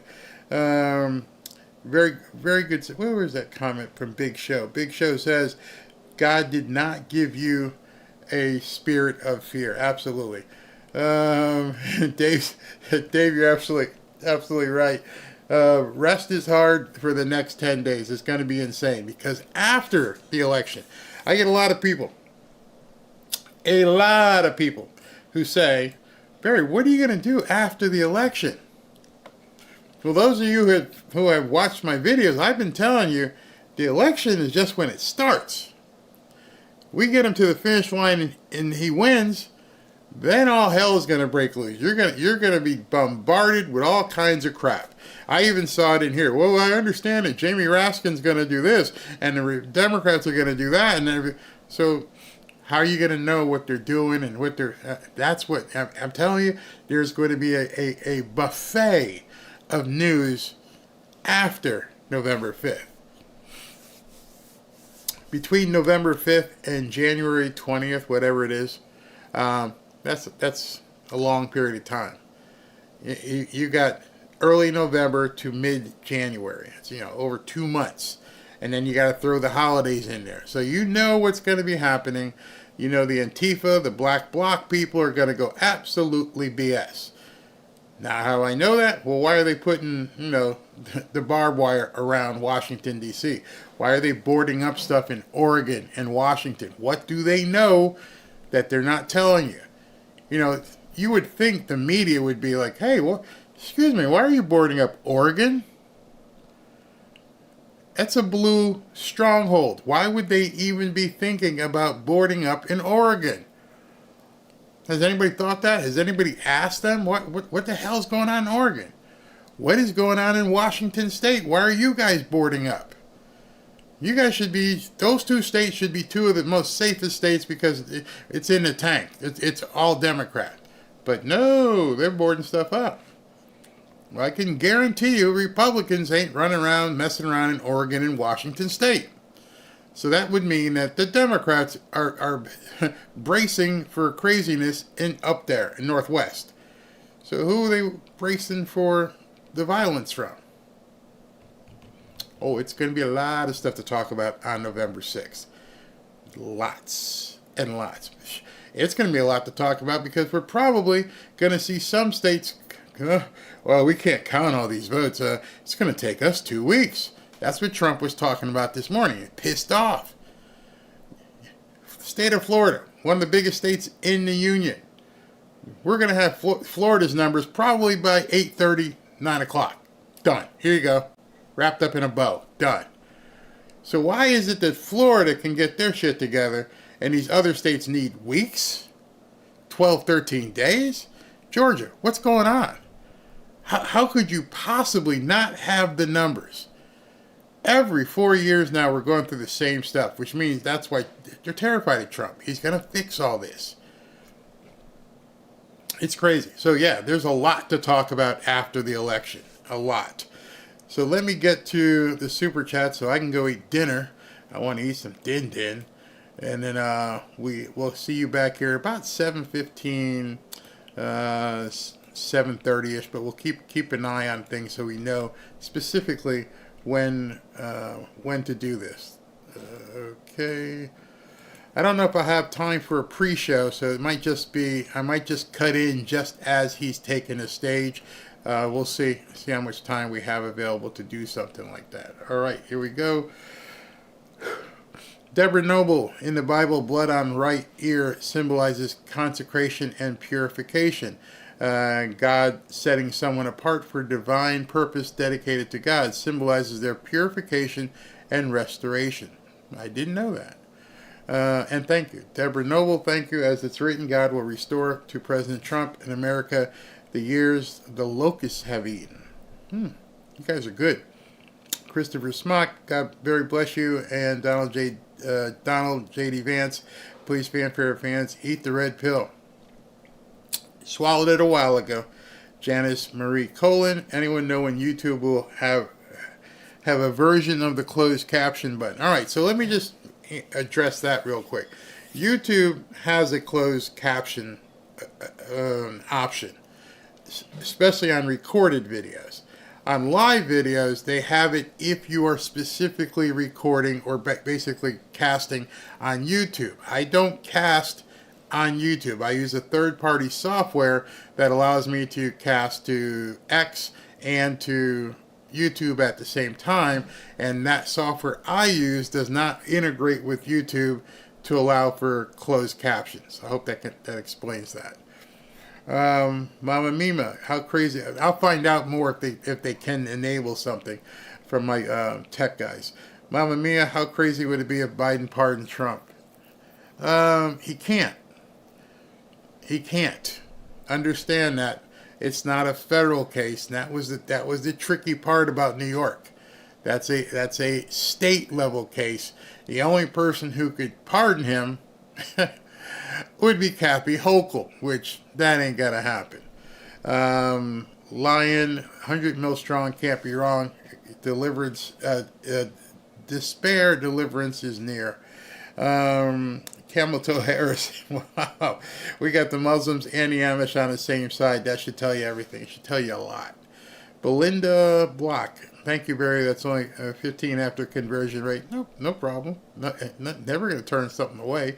Deborah Noble, Trump shot at 6:11, and Ephesians 6:11 says, God is speaking to us. Put on the full armor of God so that you can stand against the devil's schemes. All the power of hell cannot prevail. Well said. John Parr, Mitchell, Big Mike. I can't say it. You can see it. I can't say it. Mama Mima, thank you. As a single mom raising grandsons at 61, just adopted 2 spells and toddlers. What I wouldn't give to have a loving man, a true partner to stand up for me. Weary of being the men of the house. My grandmother needed a real man. I hear you. Windy Pine Stable. Stand up, Trump supporters, and stay true. Trump is going to win. Align your heart and brains and put your big boy pants on. Love that. Love what some of you guys are commenting here. Kathleen, in tears. Trump has worked harder than any politician in my lifetime, and I'm retired. He has put everything on the line for our country. Stand strong. We're in this fight with him. Well said. Wayne Baudette, thank you. Marcus, brother. Last night was a sarcastic joke on a comment I said you didn't read I sent. Huh? No fear, no remorse, just prepare and don't watch news. Okay. Mikey Starks, doing great, brother. Thank you very much. Chase Homestead, thank you, Barry. What has been done for evil, God will use for his good. Very well said. Patricia Russell, thank you. Just another knucklehead. The only time I see any of the fake news is when you show it to me, Barry. I removed all those new channels from my dish playlist. Put me in, coach. Yeah. It's insane. Right now, it's complete pandemonium. I mean, they're running around with chickens with their heads cut off. They don't know what to do. To the point where they had to make a story about Trump's comment about the glass, the bulletproof glass at the last rally. That's how bad that is. Bella Clyde, thank you so much for all your work. Thank you for watching. Nikki Esselman, Trump equals Trump really upsets most people. Donna, again, as I recall, he cucked behind the podium all nice and suited up. Then security jumped him, and he came back up with his shirt and jacket hanging off, the loose hair messed up, and shoes gone. I'll tell you, that was gangster to me. When he's like, I got to get my shoes, man. I ain't going nowhere. He's probably got like $2,000 shoes. I'm like, I ain't leaving these shoes here. Marcus B., thank you. Roger Gardner, I don't answer polls, Barry, so I don't get on a list. Dems have stated years ago that they have a list of Trump supporters. Yep, data. If you early voted, John Parr says, psyops is wasted on you. Exactly. That is so true. Just go ahead and vote and ignore all the other stuff. There's nothing else. They're going to say what they're going to say. There's nothing you're going to do that's going to stop them from saying what they're going to say. You voted, so it doesn't matter anymore. Don't listen. Thomas Armento, thank you very much. Too much dooming and glooming going on. If you believe God is with us, then there's no doubt who will win on Tuesday. Side note, Barry, do you think we'll get a Trump tweet? My fellow Americans, the storm is upon us. If you know, you know. I know. I think there's quite a few people who know what you know in here. Judy Spiegel, misinformation, don't fall for it. Christine Engler, what I heard from this morning's rally that others may have missed was when Trump said these guys worked in the basements for months. You don't want them after you.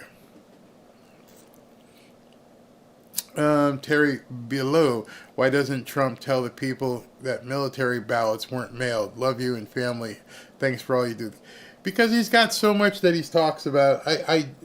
This news happens so quickly. He's got a staged speech. His speech says he stays within the barriers, except for this morning he kind of went off. T-Mac, thank you, Barry, for all you do. Love watching your channel. Thank you. Tania, thank you, Barry, for encouraging us when at times we may have been discouraged, found it difficult to be positive over this election. Yeah, we got this.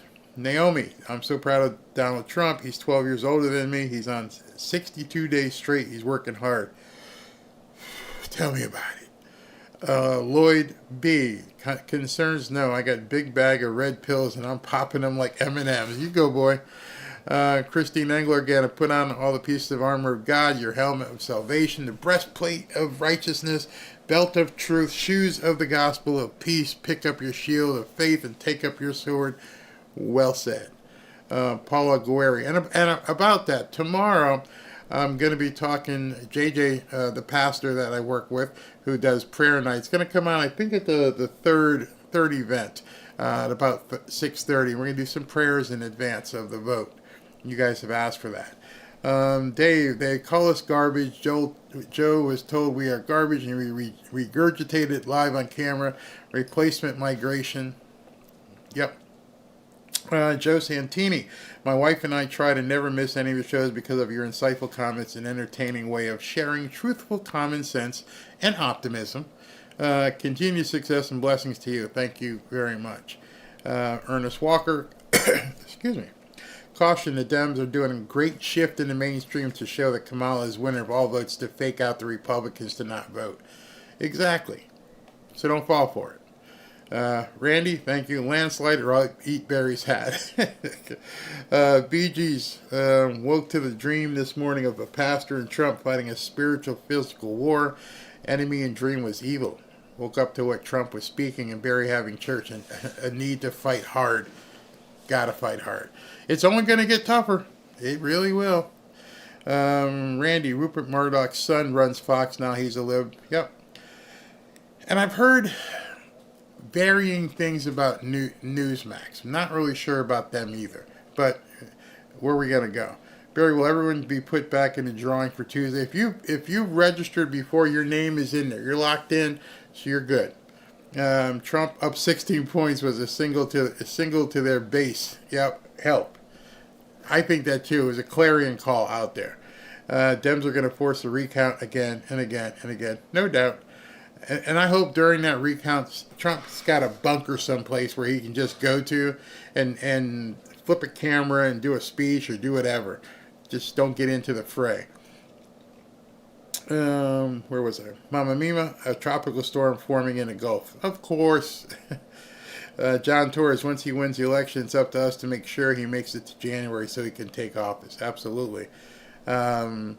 See, also you have to know that once he's elected and he's the president-elect, then a whole bunch of other security is deployed at that point. He's president-elect. He's not a candidate. So he's going to have access to a lot more security. Pao Zhao Li, I used to preach a message each Sunday morning at 2 different churches, and it would wear me out. How Trump keeps going is nothing but by the strength that comes from God. I hear you on that one. Moshe G, with the way he looked going to plane, he was doing his best Undertaker impression. a true look of confidence. Dolly Beloya, win-win-win, too big to rig, God bless America, and we love Trump from Switzerland. Wow. And Mary Carper, thank you very much. Not only did Trump, this is Critter, not only did Trump ask about his shoes in Butler, he also wanted his hat. That's right, too. I remember that. And let me go to this one. Cheryl Key, thank you very, very much. I'm a first-time voter at 65, and I wanted to thank you, Barry, for keeping us positive and calming our fears. My husband doesn't miss any of your rally coverages because you keep it real and keep us pumped up for the fight to save our country. I love you here in Texas. You know, hearing that kind of stuff is what also motivates me. Like, Trump walks out into an audience of 20,000 people, and it's like getting a shot of B12. Hearing you guys say that you appreciate what I say and how I say it, and I know there's some detractors, but when I look at the analytics and see 99% approval, that's what gets me going. So thank you very, very much for that. Let me put a nice heart on that. Let me see if I read this one early. Mary Carper, I did read it, but I'll go ahead and like it. And then I think this is the last one. His shoes and his hat. All right, so I've got everybody at this point.